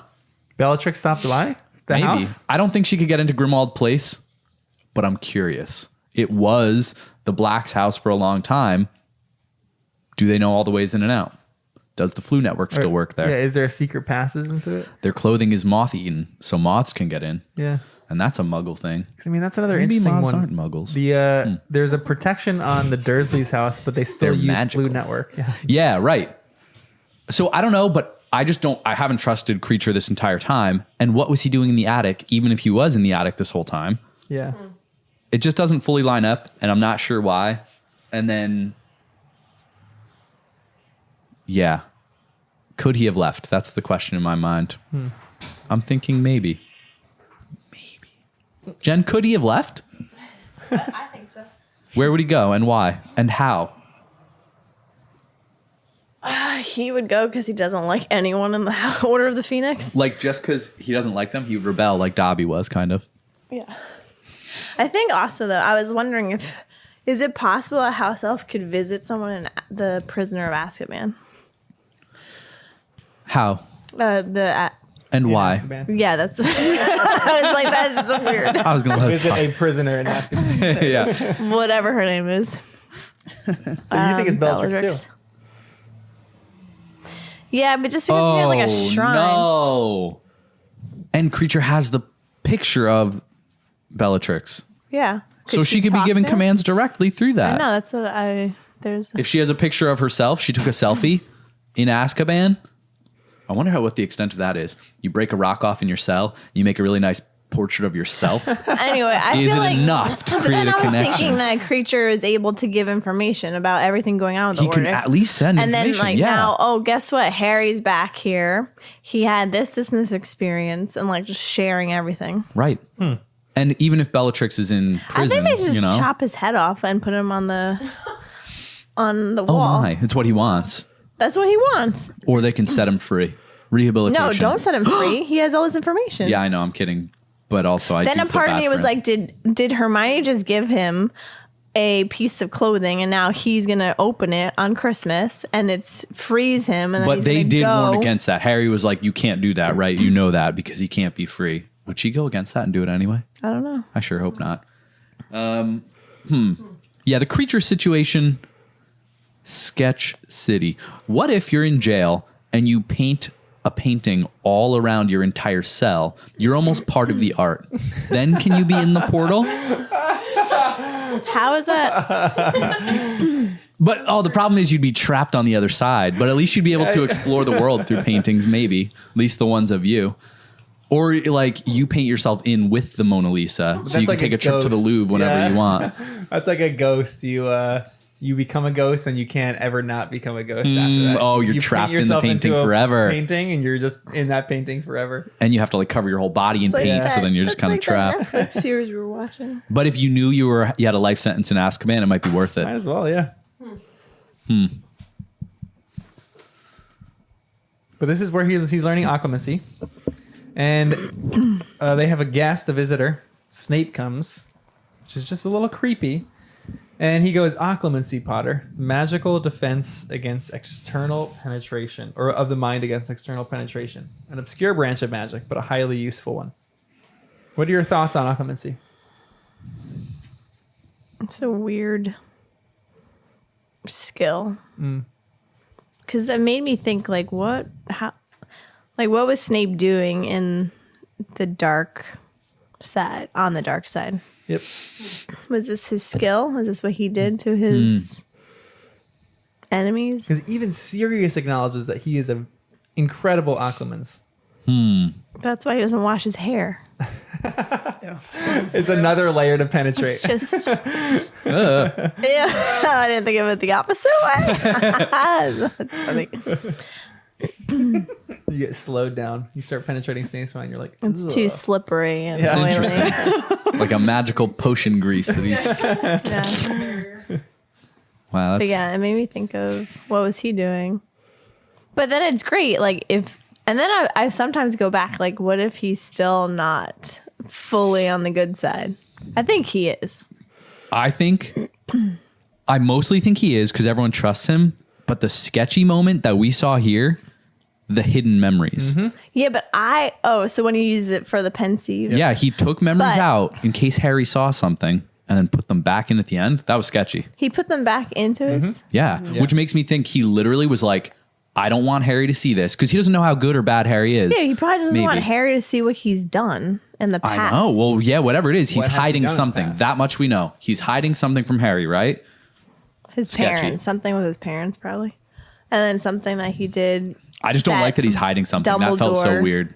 At first, I thought he was doing it as he was putting his thoughts of him training Harry in the pensieve. Like, okay, he had this conversation. I'm going to teach you. Da, da, da. He puts it in there so that way when he's going into Harry's mind, if Voldemort can somehow intercept these thoughts, he's not seeing that Snape is teaching him Right. how to be better at protecting his mind. Yeah, So that's fair. that's what I thought. He was taking that out and then putting it back in. Like, okay, I'm going to take this out while I'm teaching you, and who Yeah. cares if it's back? But then it could be that too. No, I like that better. I would way rather it be something to protect everyone, but I think it just rubbed me the wrong way a little bit where I was like, it was sketchy. Didn't love it. What is he hiding?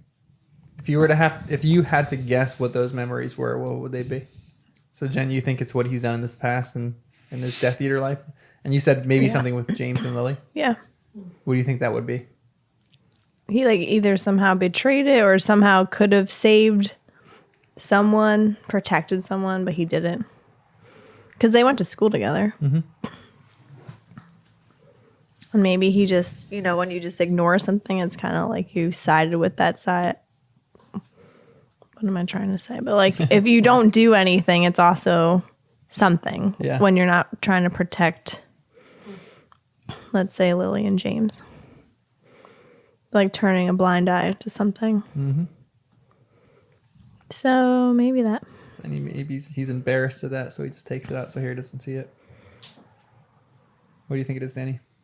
Because Snape and Sirius really don't get along. Yeah. Yeah. They hate each other. It's just, he is so perfectly positioned to be a double agent that I thought it was something with Voldemort, either in the past or in the present. I thought he just wanted to remove a conversation or two or whatever from his memories so that no matter what, Harry wouldn't know whose side he's really on.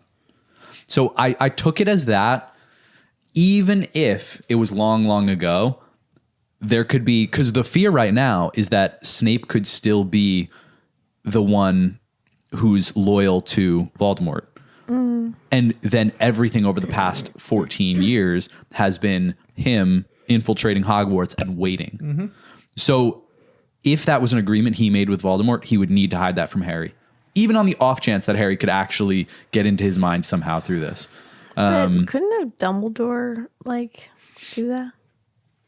I don't know. We don't know if Dumbledore's great at that, pretty good or whatever. They said that he is, but he's too But busy. Dumbledore's not the one teaching Harry how to do Because this. he's too busy. I just said Yeah. that.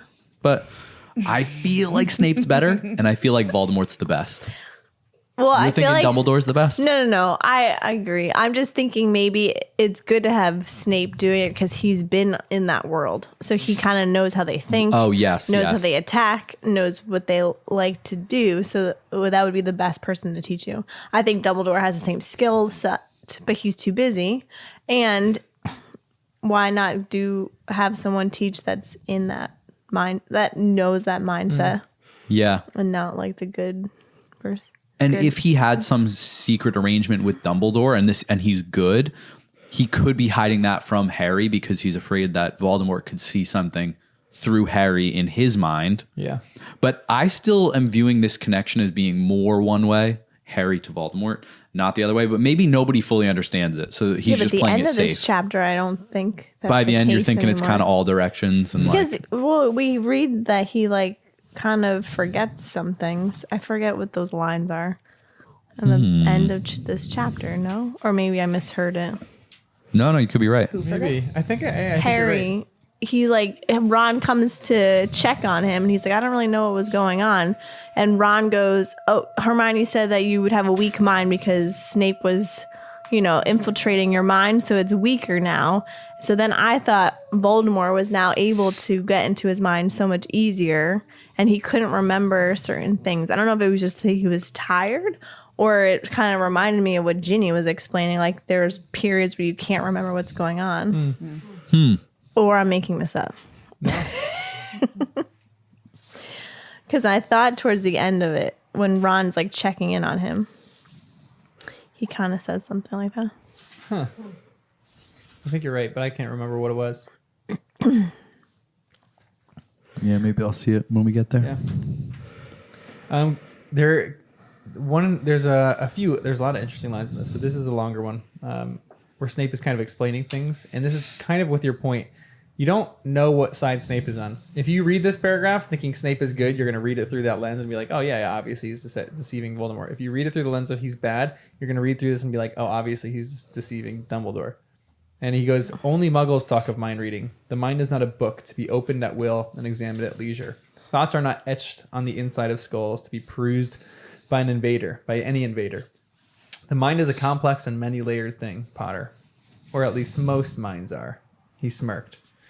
It is true, however, that those who have mastered legitimacy are able to, under certain conditions, delve into the mind of their victims and to interpret their findings correctly.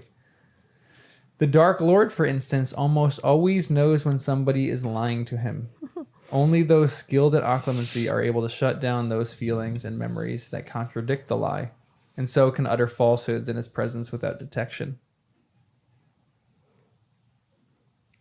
So do you think he's good or bad? Do you guys still think that Snape is good? I want to believe that, so yes. In this moment, yeah. Yep. But Although his stuff... I did have a theory back in the day on our podcast. Yeah. This is the ultimate win takeover. The ultimate takeover. Yeah. What do you mean? That Snape was just waiting for his moment to strike. Mm-hmm.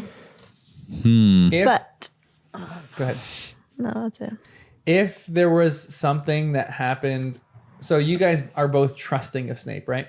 Right now, 'Cause yeah. I would ask a different question if you weren't. If you weren't trusting of him, I would say, what would he have to do to gain your trust? But if you guys are trusting of him, what would he have to do in order to lose your guys' trust? I don't think it would take too much. Yeah, you're teetering right now. So Child torture might do it. What? Well, it didn't work with Umbridge. I feel like you would trust him more. yeah, Danny's like, I like this. Well, He maybe deserves that's the this. line right after that, you know. Danny. Oh boy. I feel like if don't know. Snape disappeared and like no one knew where he was, and then he just reappeared like Creature did, like he was off doing something. But Dumbledore does that all the time. Yeah, but Snape seems- doesn't. Yeah, I guess you're right. He's a teacher. Or if Harry certain memories that come to mind. I don't know if Snape somehow, I don't know how you would know, is like taking that as information, intel, and like, but how would you know he's giving it to the other Like side? if he interfered. Yeah, right. True. If he gave some Because a of, part of me thought he could be doing this. Dumbledore said to practice this, but then he's practicing, and now he's like, "Hey, Voldemort, I just practice on him. His mind is like mush. You could enter it seriously, and he's weakening find him. everything." Because that you want happens right at the now. end of this chapter. Harry's mind is Yeah. mush, and he has this other dream. So I think he's good, but I could see Yeah. it working in the favor of Lord Voldemort. it's also a unique thing now because this might be the first time that someone can truly confirm Harry wasn't lying about any of the stuff with Cedric. So if Snape was questioning Harry up until this point, whether he was lying or not, he knows it's true now. He knows that Voldemort is back, and he knows that he killed Cedric. So this confirms all of that. And I think that that's good or bad. We don't know yet. So yeah, I think it was like, it's just weird because if he was going to be bad, now he knows for a fact Voldemort is back and powerful. And if he's evil, he can go find him. I was wondering too, though, like, wouldn't Snape have appeared in the graveyard? With the other people. Yeah. Well, yeah, but Voldemort explained the people that weren't there, and we still don't know which one Snape is. Yeah. I think he's the one that left Well, forever. But Jen knows. You Yeah, sorry. I'm still catching up, trying to figure out which one. yeah. I also find it interesting. He can't stand Harry, and so now he has to do private I lessons know. with him, and he's like okay with that. But then I'm also like, is he actually teaching him, or is he just wearing him out?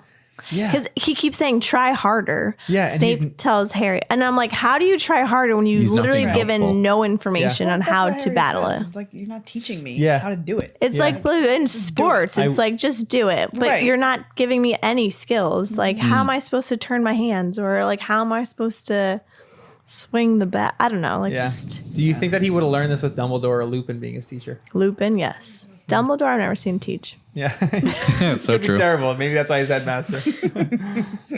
Lupin's Yeah, great. Lupin's great. He would have a whole lesson and a plan. I know.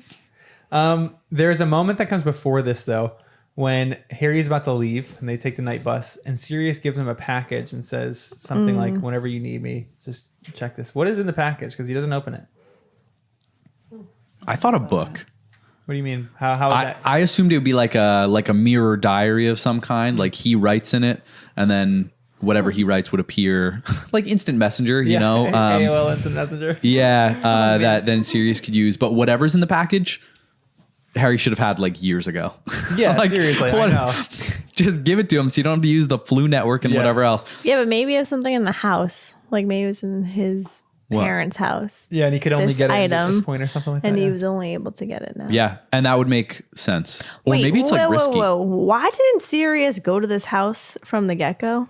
Like, why was he hiding in all these other countries? No one can find this house. Yeah, I know. Good point. I guess because he didn't know Sirius is related to a few other people, so I don't think he knew if anybody else had taken control of that house.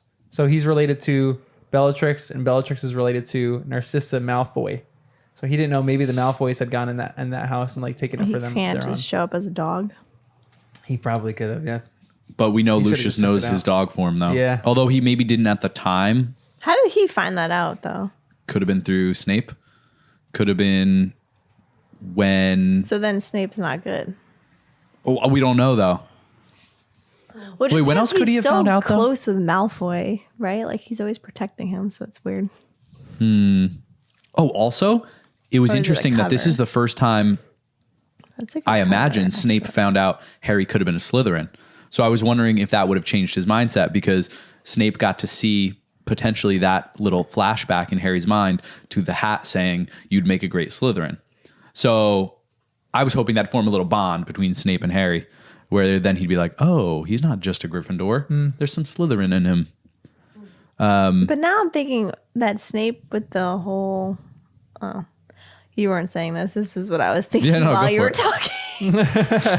Classic. It's been happening a bunch today. All right, Danny, I don't care what you said. Here's what I think about this. No, the Malfoys. You know how Snape is very close with he's always sticking up for Malfoy. Yeah. I mean, yeah. And then I was like, that is a great cover. You want to be super close with your enemy. So he's going to be close with Lucius. He's going to protect Malfoy. So they have like this bond. Right. So that way he can get in, maybe into, like, he could be close with them playing the double agent, but is actually on the good side. Like, I have to be extra harsh on Harry because I'm covering up, you know, like you're, I guess, but according to that logic, he's closer to Dumbledore and he's giving Harry personal lessons. that's what I'm saying though. Like, So, I'm like, saying, which enemy is he close to? It feels like on a surface level, he's close to Malfoy, sure. But if we're talking about he's getting close to his enemies, he's closer to Dumbledore than anyone else, which makes me trust him. But it also could be the setup for something terrible. And that's why I'm like, he is positioned to be a double agent either way. And we don't know. And he's hiding memories. So I'm like, man, but he should like Harry more after this because Yes, first of he's all, Slytherin. spending time with people is polarizing, but like, I feel like time together does bond people in some kind of way. And he's learning the most real side of Harry. He's seeing his actual thoughts, and all the thoughts he saw, I feel like should humanize Harry in really good ways. Part Slytherin, he actually saw Voldemort and fought him and witnessed death and even like the thing with Cho. I mean, he can't be that heartless. That's got to be a little cute for Snape, right? Like, young love. Either that or he's about to Very sabotage jealous. Harry's love life and make him not go to Hogsmeade for Valentine's Day. But they're going to have to meet. he's going to schedule it on Valentine's you Day. definitely Snape, have don't to. do it. Imagine that. That's where he That's crosses what's the line. happening. Not imagine. That's what crosses That's the where Yeah. I lose my trust in Snape. You don't mess with love that. life. That's where Danny's line is. Not torture. It's all about the romance over here. Yep. Yeah. What about this? Is a side note question. What was the best story that you have asking someone out on a date I've hardly done that. Yes, I have never. or And being asked out on a date? What When was I your have coolest done it, thing? didn't go well. Really? I mean, it was through text too. So. God. Oh wait, one time it went well, one time didn't. Getting asked out on a date. It's mostly through texts. I was thinking of like, isn't there something with prom or something? Guys have to do Yeah. some big old Yeah. I didn't go to signs prom, and so I don't whatever. know. You asked the guy. You just said you didn't. I forgot about but it. wasn't a date. No, it was a friend from You go with the dance. friend. It's just like, let's go. Yeah, it was last minute, literally. I think like a week before. I was like, "Do you want to go to my prom with me? I have nobody." I didn't even go to prom, Story so of my life. Oof. You didn't have a prom? I did. I just didn't go. You were too cool. Yeah. There was the junior and senior. I went to neither. Wow. Really? Yeah. They were fun. I might have already told the story. I don't remember. Or maybe I just told you guys at some point where I was out in Chicago visiting some friends and we hung out this whole weekend, a whole group of friends. And then there's one girl, Taylor. And then at the end, she was driving me to the airport. And we were like halfway to the airport. And I was like, oh man, I feel like a missed opportunity because when am I going to get back out here? And I was like, all right, call me crazy. We were getting gas or something. And I was like, what if we turn around right now and I take you on a date tonight? And So we did. We turned around, and it was a bold move with an awkward 20 minutes left in that drive. But it worked out because then we went back, went on a date. It was a cool date. I had to borrow my friend's motorcycle to go on the date, which was a nice touch for a date. But nearly dropped to the bike. Yeah, she was on the back of the bike. And we get into this parking lot, and I was less familiar with the bike. And there was a moment I felt it start to tip. And you feel when it goes past the balance point. And I planted my foot so hard and mustered every bit of strength in me to pull it back up. It didn't go down, thankfully. Like while you were both on it? Yeah. Oh, good. That would have been so bad. But it worked out. It was good. Saved the day. And it was like a whole thing because we did... went to a nice Thai restaurant, and then she liked scary movies. It was Halloween weekend or something, and we watched Nightmare on Elm Street. Oh, I saw that movie. That's a scary movie. That's like you have to watch those movies on a date because you're like, oh, I'm so scared. Let's right, exactly, perfect. And I actually did with that movie. Oh my goodness, it wasn't a date. Was it you? It Kristen. And that was me and Kristen. I was in Florida. He was in Chicago. No, that is hilarious.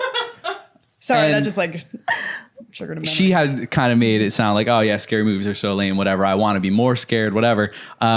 Wes Craven wrote Nightmare on Elm Street. He grew up in the town we were in.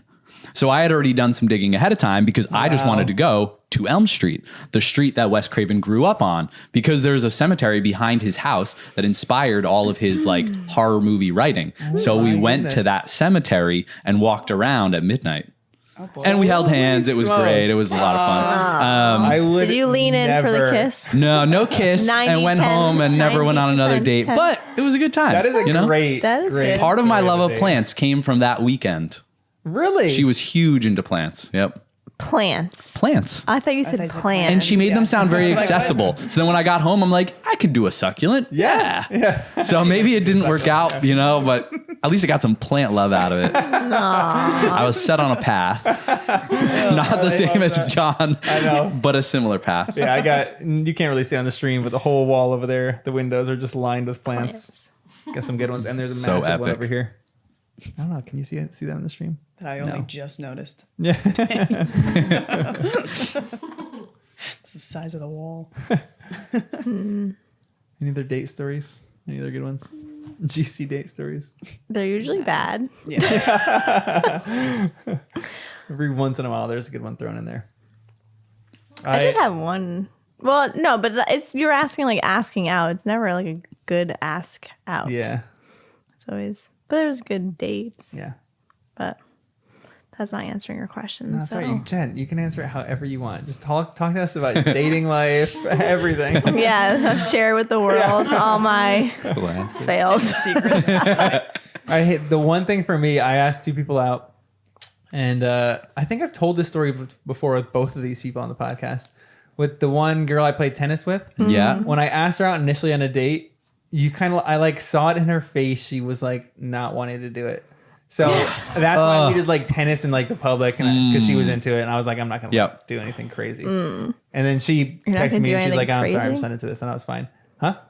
Like you're not gonna make a move on her? Is that what you mean by crazy? Not do like dinner. Like dinner's a more romantic date. Let's just go play tennis. Right. People, guys, are you guys like into like the dinner date as the first date, or is it more like a coffee walk casual. And something without a defined end? Yeah. If dinner goes bad, there's no escape. You know what I mean? Like you want the person to feel comfortable. They're not trapped. They can leave whenever they want. Yeah, exactly. Yeah. So you meet at the place. Yeah. So picking up. That's a nice, safe way to do it. Yeah. For the girls, never be picked up. Yeah. Note that. True. Yeah, that's not a smart move for anyone. Or if you meet at a mall and then you walk up to your date and they're dancing, waiting for you. Dancing? And then you realize they don't have music in their ears. They're just dancing to their own beat. I don't understand why you didn't just turn around and walk away. Because I couldn't. That still blows my mind. It depends how good the dance moves were, to be honest. They're like robot dance. And I'm like, was there at least music in the mall And I was playing? like, you don't really look like your pictures either. But I'll still go on the date with you. Why? Just For 2 hours walking around the mall. That's like It was like entertaining enough, but like not romantic at all. Doesn't sound like it. No. There was a romantic one on the beach. That was different. That was nice. Went on the lifeguard on the chair at night and you see the stars. wow. That was good. Ice Like a cream. rom-com. Let's go sit over there to eat the ice cream. Yeah. That was a good one. It's a good date. Back to Harry Potter. Cho made the first move. Yeah. No good transition for that one. Yeah, Harry's Cho little, made the first move. Yeah, Harry's a little dull. Yeah. But they're cute. They're a weird couple, but they're kind of cute. Are Would they you- a couple yet? Yeah, they're not really a couple yet. They're kind of just dating, I guess. Would you rather be an occlumency, or would you rather be good at occlumency or be good at legitimacy? Wait. Occlumency is the shutting out of your mind. I Yeah. want to People read reading it? people's minds. Or would you rather be a good legilimens, which is reading people's minds? Actually, you don't want to know what people Yeah, are thinking. Yeah, I would rather block people out. It's like what women want. That's all I think of Mel Gibson, right? What women want. Yeah. You guys would die if you heard our thoughts. Or maybe you would love it. Or maybe it would help you. I used to, whenever people ask me like what superpower you want, I used to think, oh, reading minds would be cool. Now I'm like, no chance I would ever want that. I don't think someone could give that to me. I don't think I would want that. So you would like oculus. I think I would do Protect occlumency. yourself. Yeah. Yeah, closing off my mind. That's what I already do. I already practice it. He's already perfected I'm it. glad I was gonna say that, but you said it for yourself. Yeah, I don't want to So read it's minds. less rude. It'd be great. We're all occlumency people. Well, yeah. Did you answer? I'd read minds. You would Oh, want really? to read minds. Yeah, definitely. I think I'm a little bit skeptical in general. So maybe I tend to, it sounds bad to say I assume the little? worst of people because that taken out of context, that's not actually how it is, because I think highly of people. I give people the benefit of the doubt, but I always entertain the idea of the worst as well.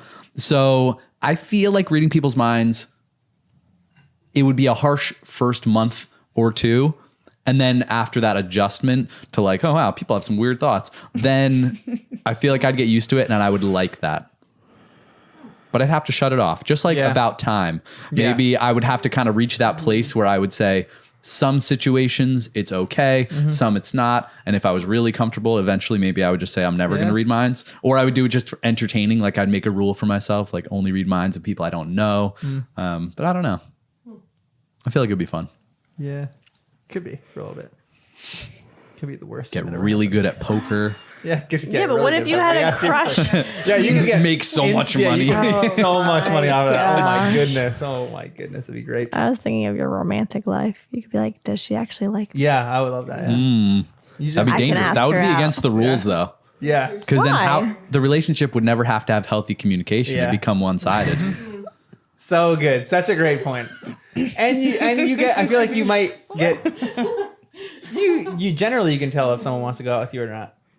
The only situation that I was wrong and that I think I even told you guys about was I was talking to someone and I asked them out on a date.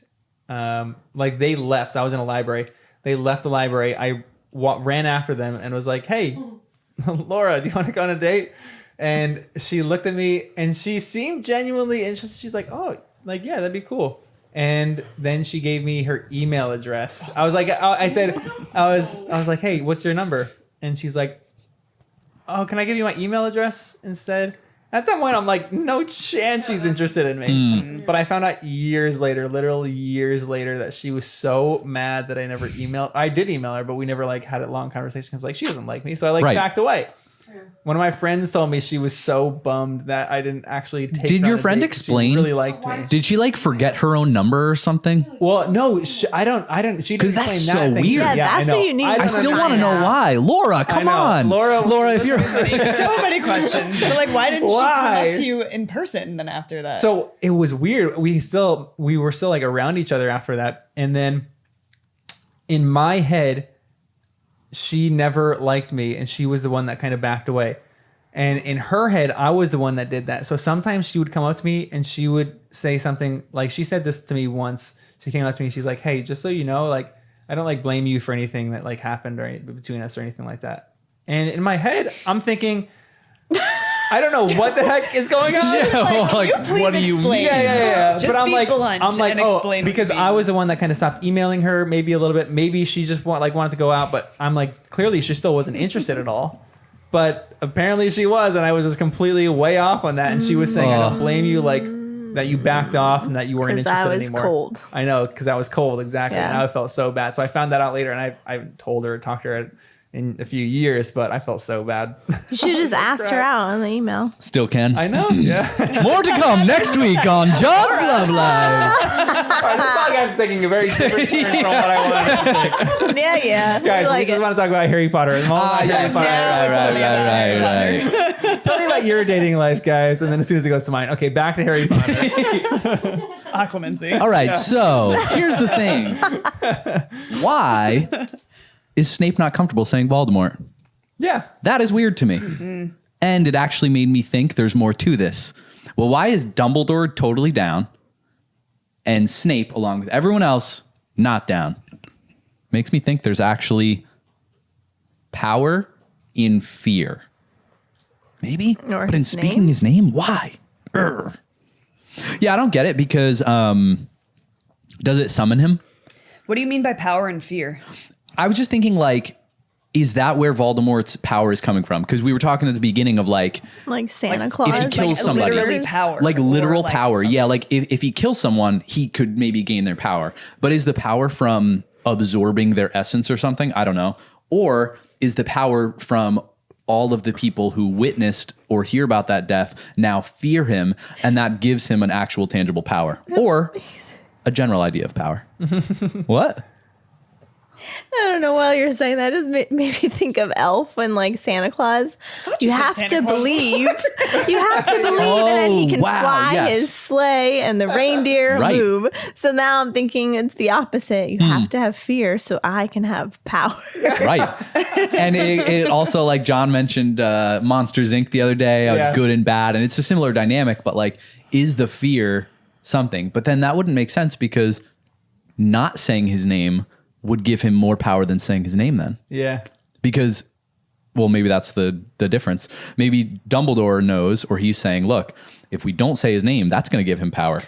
And Snape is like thinking, well, let's just play it safe and just I'm not. over here singing "Say My Name." Say my name. Say my Dumbledore's doing I thought you were on the Christmas thing. say his name when no one is around. Wow, that is Yeah, keep going. a parody Come on, video guys. waiting to happen. And if we're making parody videos, we also have to do, what's the thing Sirius was singing?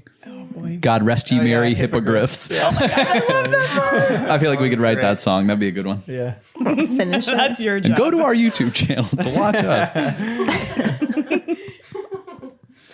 So this is another line in it. So we'll kind of go back to that in a sec. But it goes, Snape's talking to Harry. Then you will find yourself easy prey for the Dark Lord, says Snape savagely. Fools who wear their hearts proudly on their sleeves, who cannot control their emotions, who wallow in sad memories and allow themselves to be provoked so easily. Weak people, in other words, stand no chance against his powers. He will penetrate your mind with absurd ease, Potter. Do you think that you would be good at controlling your emotions like this? Or are you? I would like to say yes, but I feel like Take a lot of no. practice. I struggle at work controlling my emotions of anger, so. And sometimes it's situational. Like at work, it's hard, but sometimes in your family or friends, it's easier, you know. It's also taking a different perspective. That's what I've tried to always look at, like where the other person is coming from. Obviously, it's like people are going to get, wow, the book is going to get under, are going to get under your skin. But it's like, if you look at it through the perspective of everybody's going through something and there's a reason why, like, people annoying you, if they're doing it on purpose, they're deflecting from something in their life. So it's like, I always try to look at that perspective. There's something else going on. And through that can help kind of tame your Yeah. own emotions. That's a good point. You know, but it's practice. That's It takes a hard. lot. Yeah. That's why they're usually old in this book. The ones that but are like Snape calm. was annoying. I don't like that he and- said that's weakness. I think he was trying to stir up emotion in him though before he's practicing. Because he's like, all this stuff you're doing now, do the opposite. Yeah, You know how you're getting angry at me, and you know how everything I'm saying is triggering you, but I want you to learn how to like turn that emotion off. And maybe this is like the Mr. Miyagi kind of approach. Like he's teaching him, he's riling these things up, but he's not communicating any of this stuff to Harry so that Harry gets his emotions riled up, and then he just learn this muscle memory to do it. That's a good point. But how can you think of nothing? That's what I didn't understand. Like, just Clear the clear your mind. mind. Like, I don't know how you do that. I can't. I need to conceive, and then I can Well, do me and it. Jenny are like, no, that's easy. I'm not thinking of anything right now. There's a funny like Yeah, meme or men. TikTok that went on a few months ago where like females don't understand at all how guys can just be like not thinking about anything. Sometimes I think about nothing all the time. I have no idea. I'm like I would an love overthinker. that. I overthink everything and I think through things a lot. But there are times when I can kind of just turn it off, or not like willingly turn it off. But there are times when like I'm driving and I'm not thinking about anything. And There's I a just, like, list that just fills as like I can like okay that memory else can doesn't I need worry to go about? and then something else. Yeah. So true. Shotgun Wedding. If anyone watched that, what's her name? Jennifer Coolidge. Yes. When she's like, I am a mother. I can worry about multiple things at once. She says it multiple times in the movie. It's my favorite line because it's so true for women. Yeah. Apparently. But Snape is a really interesting character in this whole section. We talked about why he's hiding his memories. Any other theories on that? Snape hiding his memories. He doesn't necessarily hide them, but he removes them and then he puts them in the pencil. But then I was thinking, why can't Harry do that before he goes to bed? What do you mean? Like Clear his mind Clear physically? his mind. Put it in the Give pensieve. him a pencil. Yeah. He can sleep. Then his mind is clear. It's dangerous. Just Then sticking he your can memories wake out there on the Emptied all of bedside. his memories. He woke up. That would and be know what to do. Yeah, right. Didn't know where Why they am I were. awake He's like, right I have now? nothing in my mind. Well, it just That's seems like perfect. dangerous. No one's getting in there. There's nothing in there. And then maybe the pensieve is locked up in the mystery. Like a mega Magic pensieve. of Yeah. What is the thing that the weapon? Is it Mystery of Magic? I was saying it. Yeah. I think No, so. the in the Ministry of Magic, in the Department of Mysteries, Department of Mystery. Yeah, what is in Mystery there? of Magic. it could be a massive. It is a Pensieve. pensieve. That would be kind of neat, actually. That'd be very powerful. Yeah. Whose memories would be in there? Just everyone's collectively? I guess Head whose guys. Like I like don't know. anytime they clear a Muggle's mind, they collect it in a little thing and they open it Why in. would the muggle matter, though? Well, it's just like a perspective on the world, like an event that happened. But like you could do that with anyone. I'm thinking. Maybe it happened to all wizards at some point. I'm thinking all those ancient, powerful wizards with the ancient magic. like before they die, it's like Yeah, it's like about to a be my cremation, time. but it's like a pen. Yeah, And if someone dies, can you still collect their memories, or it has to be while they're alive? I don't know. Because if they could die, then you could collect everyone's dead memories and put them somewhere. That would be very powerful. But if it Or has is to be while they're ancient alive, it's magic different. in that In what? corridor. Ancient magic? Yeah, Like what? Something that Something ancient magic. that like reveals more ancient magic, like a genie in a bottle. You gotta rub it the right It's way. ancient magic and it reveals more Yep. ancient magic. Like, keep going, I guess. I'm like, then what happens? Huh. I just learn can't more picture it. How would that spells. work? Well, I'm thinking maybe real powerful wizards, it's like writing their memoir. They're like, hey, I'm not gonna write it all down, but you know what? Before I die, I'm feeling it. I'm about to go. okay. Take my memories and jar them up But somewhere. what if there was another like Lord Voldemort? There had to have been one before him. Like history repeats itself. oh, like Grindelwald, and I don't know. that was only in guys know Dumbledore's names, lifetime. I What don't. about before that? Yeah, you're right. There's probably tons of dark wizards over the years. Maybe Salazar he's the Slytherin most himself. powerful, but Was he like dark? he could have. Well, he didn't like Muggles. True. Pure blood only. Maybe there's something with that too. Maybe Lord Voldemort wants to get rid of his Muggle side. and this corridor of mysteries will help get rid of the Muggle side. Wait, how do you do that? I don't know. It's in the mystery. Oh, it's still a mystery. It's not solved yet. That's why it's still behind the door. It's in the ancient magic genie ancient bottle magic the corridor that's locked up in the Ministry of Magic's mysteries section. Massive game of Clue. It was Voldemort in the Ministry of Magic with the wand. That Danny made. Yeah. With the plant. With the plant, yep. What's his face's thing. Venus mouth trap. At the end of this chapter, last question. Why is Voldemort so happy? Danny answered that already. To me, it was he got his weapon. But what if it wasn't that, Jen? Then what would it be? I'm wondering, well, he felt the joy and then he couldn't remember stuff. So then I wondered if Voldemort was able to enter Harry's mind and maybe he was joyful because of that. Like, okay, it works backwards now. Like, you kept coming into my mind. Now I've learned how to get into yours. I do think it could be the weapon, though. Yeah, I'm trying no, to you're have right. It could be that. perspective. At first, I thought Snape was trying to do this thing with Harry all as a guise to just read Voldemort's mind through Harry. Like, if Snape could go through Harry to get to Voldemort, that might be a way that Snape could try his best to, like, read his mind. But I don't think it worked. And I don't know how that would lead to Voldemort being happy, joyful. I feel like, yeah, it can only be like a couple of things. Well, no, there could be a list of things. But. Yeah, still don't know what the weapon is, assuming he found the weapon. Or could it be that Arthur Weasley is alive, but has something in him that will evolve or attack later on? And he'll be with the whole order. Right. And then he like explodes or something and kills everyone. You have to sleep in order to for it to be activated or something. Whoa, nice. Maybe guard duty is sleeping there. You're like transferring something, you know? What? Because he was on sleep. He was sleeping during guard duty. So maybe he was there sleeping on purpose and it wasn't like accidentally falling asleep. Oh. But we'll figure it out. What, like a mind game? All right. Any last questions before we go to the wrap-up questions? Well, I was curious why Ron and Harry were talking that Sturgis was trying to break in. In my mind, I'm like, if he's breaking in, then he's bad. Yeah. Or he was just on guard duty and the Ministry caught him for breaking in and that's what they threw the book at him for. Also, the Weasley twins are awesome. Invisibility? I know. Like, sure, this is just their head now. But being able to do invisibility like this, they're going to crush it. They're going to be making invisibility cloaks in no time. Because this is like not that far off from Or that. a pill. That'd be even next level.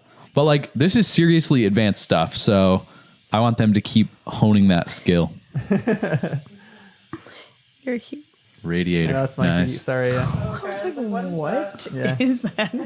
It's Old your radiator heat. It's steam coming out of the It's thing. like the thing from Home Alone in the basement. Yeah, that's pretty much what it is. Except I have that in my basement. All right, wrap up. Wait. Sorry, I didn't pay attention to it. No, that was it. See? It's the theme. Poor That was Danny. it. I just thought Harry was being mean again. He was going to throw, speaking of being mean to your friends, he was going to throw Hermione's book in the fire. Yeah. And I was like, Harry, come on. Jerk move. Oh, also speaking of being mean, Sirius called Snape a name. And it just brought me back to his high school days. I'm like, he definitely bullied Snape with this name all the time. And I felt bad for Snape. What do you call him? Snivelus. Yeah, Snivelus, yeah. Which is a pretty funny name. It kind of works. And it would be totally annoying if someone called me that. It's like just to playing up on his name. Yep. All right. Favorite character? Actually, before that, answer one quick question for you guys.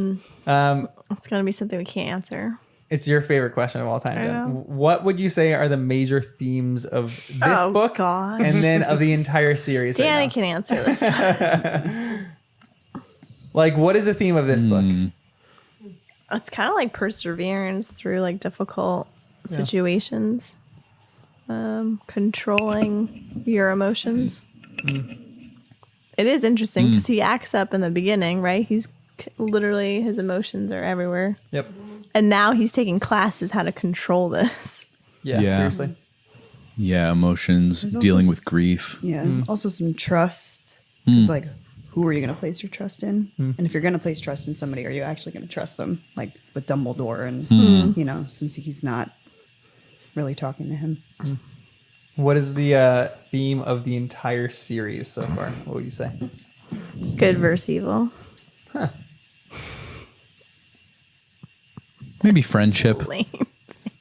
That's a tough one. Because I feel like it depends where it goes from here. Yeah. A lot's been set up. Yeah. We'll see. Keep thinking about that. Maybe I'll pop that in another part. Favorite moment in these chapters? Favorite character? Who wins the House Cup? And the Hot Tamale Award. I'm going to keep counting silently until you answer first. Yay! Thank you.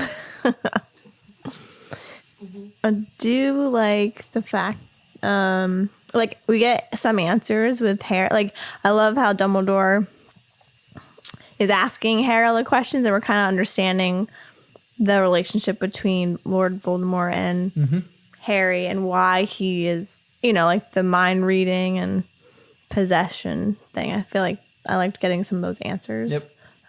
You're getting the good information, Jen. I know, like my info, my intel.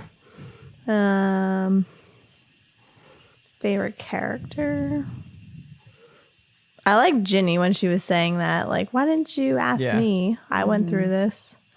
And then Sirius Black when he was so happy that they were like That's cute. home for Christmas. I thought that was really sweet. And he was actually like happy to have people around. And then what am I missing? Hot tamale? Did you Yeah. Who was your favorite character in the Hot Tamale? Yeah. Because you mentioned a few moments. You mentioned all of our moments, Jen. Well, finally, I got the first say. Did that sound like Umbridge? Yeah. Favorite character in Hot Tamale? Harry, probably. I think that he's just like maturing or like learning little by little how to open up to his friends and trust them. The Hot Tamale. Jenny. Ginny is crushing it. She's like spicy. I like her. Yeah, she is. So now everyone else's turn. Jen's good. We're all good to answer now. Danny usually takes all of them. So I feel like you guys already know what I'm going to say. Who's my favorite character? Neville. Yes. And his favorite moment was with the parents. Yep. I forgot about that. And the gum wrapper was your ultimate favorite. And then we should do this for each other. This is like, I've said I'm a Neville fan from the beginning of this book, and you guys probably haven't understood why. And this is kind of. And then you brought up that he was really good at herbology, and we never got that insight until like book 4. Yeah, I know. And you're like, he's so good. I'm like, how do we know this? Little accidental slip. It doesn't matter anyway. But I think it's such a good moment. It's one of those moments that just makes me tear up every single time I read it. It's just such a beautiful moment with him and his family and his true bravery and courage. It's quiet strength, and I love that. I want to give it to Ginny for the Hot Tamale Award too. She is a hot tamale. I thought you'd give it to the snake. I'm gonna give it to Ron. For perfume. For what? For giving some perfume. Love potion. Ron's a hot tamale right now. Potion number 9. Yeah, I'm giving it to Ron. I'm going to give it to Cho. Hot tamale, at least. I'm gonna give it to Joe. Sorry, Kristen. I did it again. Let's go last. That was such a good streak. You're doing so good. You get points. Gryffindor points. Hufflepuff, excuse me. No, I'm saying Gryffindor, but because they're mine. You're looking at me. I'm like, Oh, I'm like you're Ravenclaw. giving me. Okay, yeah. I'm giving you Gryffindor points, Well, thank you. which means nothing to you. Who's your House Cup winner? I think I'm going to give it to Hermione for breaking through the defenses at the house Yeah. when Harry's shutting everyone out. Oh yeah. Oh, yeah, that was good. She was awesome in that part. Naturally, my favorite part was the Christmas section, where Sirius was just a mad decorator. Yeah. That was cute. Yeah. I wish that was a few pages longer. Yeah. The Christmas morning stuff. Yeah, and then Cho.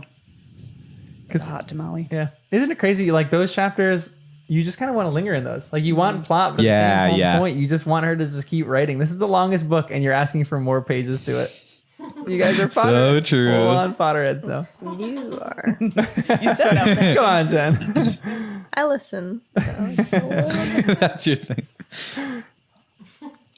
Oh man, favorite moment is tough. Yeah, there's a lot of good ones in this. A lot of bad ones in this too. I feel like for me, there were moments in the hospital with Neville. I think that stood out. And also everything at the very beginning of this chunk in Hogwarts with Dumbledore, a few answers, whirlwind to Grimmauld Place.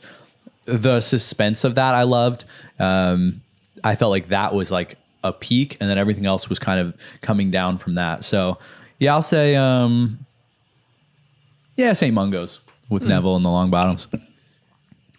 House Cup winner, Harry. Yeah. Yeah, he had some ups and downs, but it was legit. And Hot Tamale Cho. Hot tamale Cho. Making the moves. You does like make moves. females that make moves, huh? Yeah. Well, I'll give Hot Tamale to a guy at some point, but not yet. No guy has been worthy. Except maybe Ron this time. I know. I'm giving this round. He might be is he the first guy recipient? I think we've always given them to women. Yeah. So Ron, A hot tamale. a hot tamale. If Snape was a little just nicer, he started could have been the Hot Tamale. Yeah. If Voldemort was, Well, he's bound to get one at some point. He's gonna win. He's You're gonna gonna, get give one it to sometime, him. yeah. That'll We'll come from see. Jen. that's why I was like, he should be the snake should have been hot tamale. Ooh. Those fangs. Ugh. All right. On Back that to note, thanks for joining us on our journey of Harry Potter and the first time readers. See ya. All right, back What a good ending.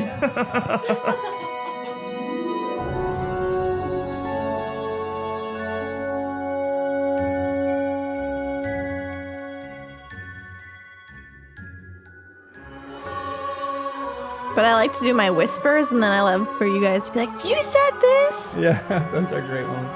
I always try to like increase the wavelength on your whispers. Yeah. Because sometimes your whispers are so faint. I'm like, what did you say? And then I'll raise it up and I hear it. Makes you die. It's She so was good. making fun of me the whole time. Yeah, I know.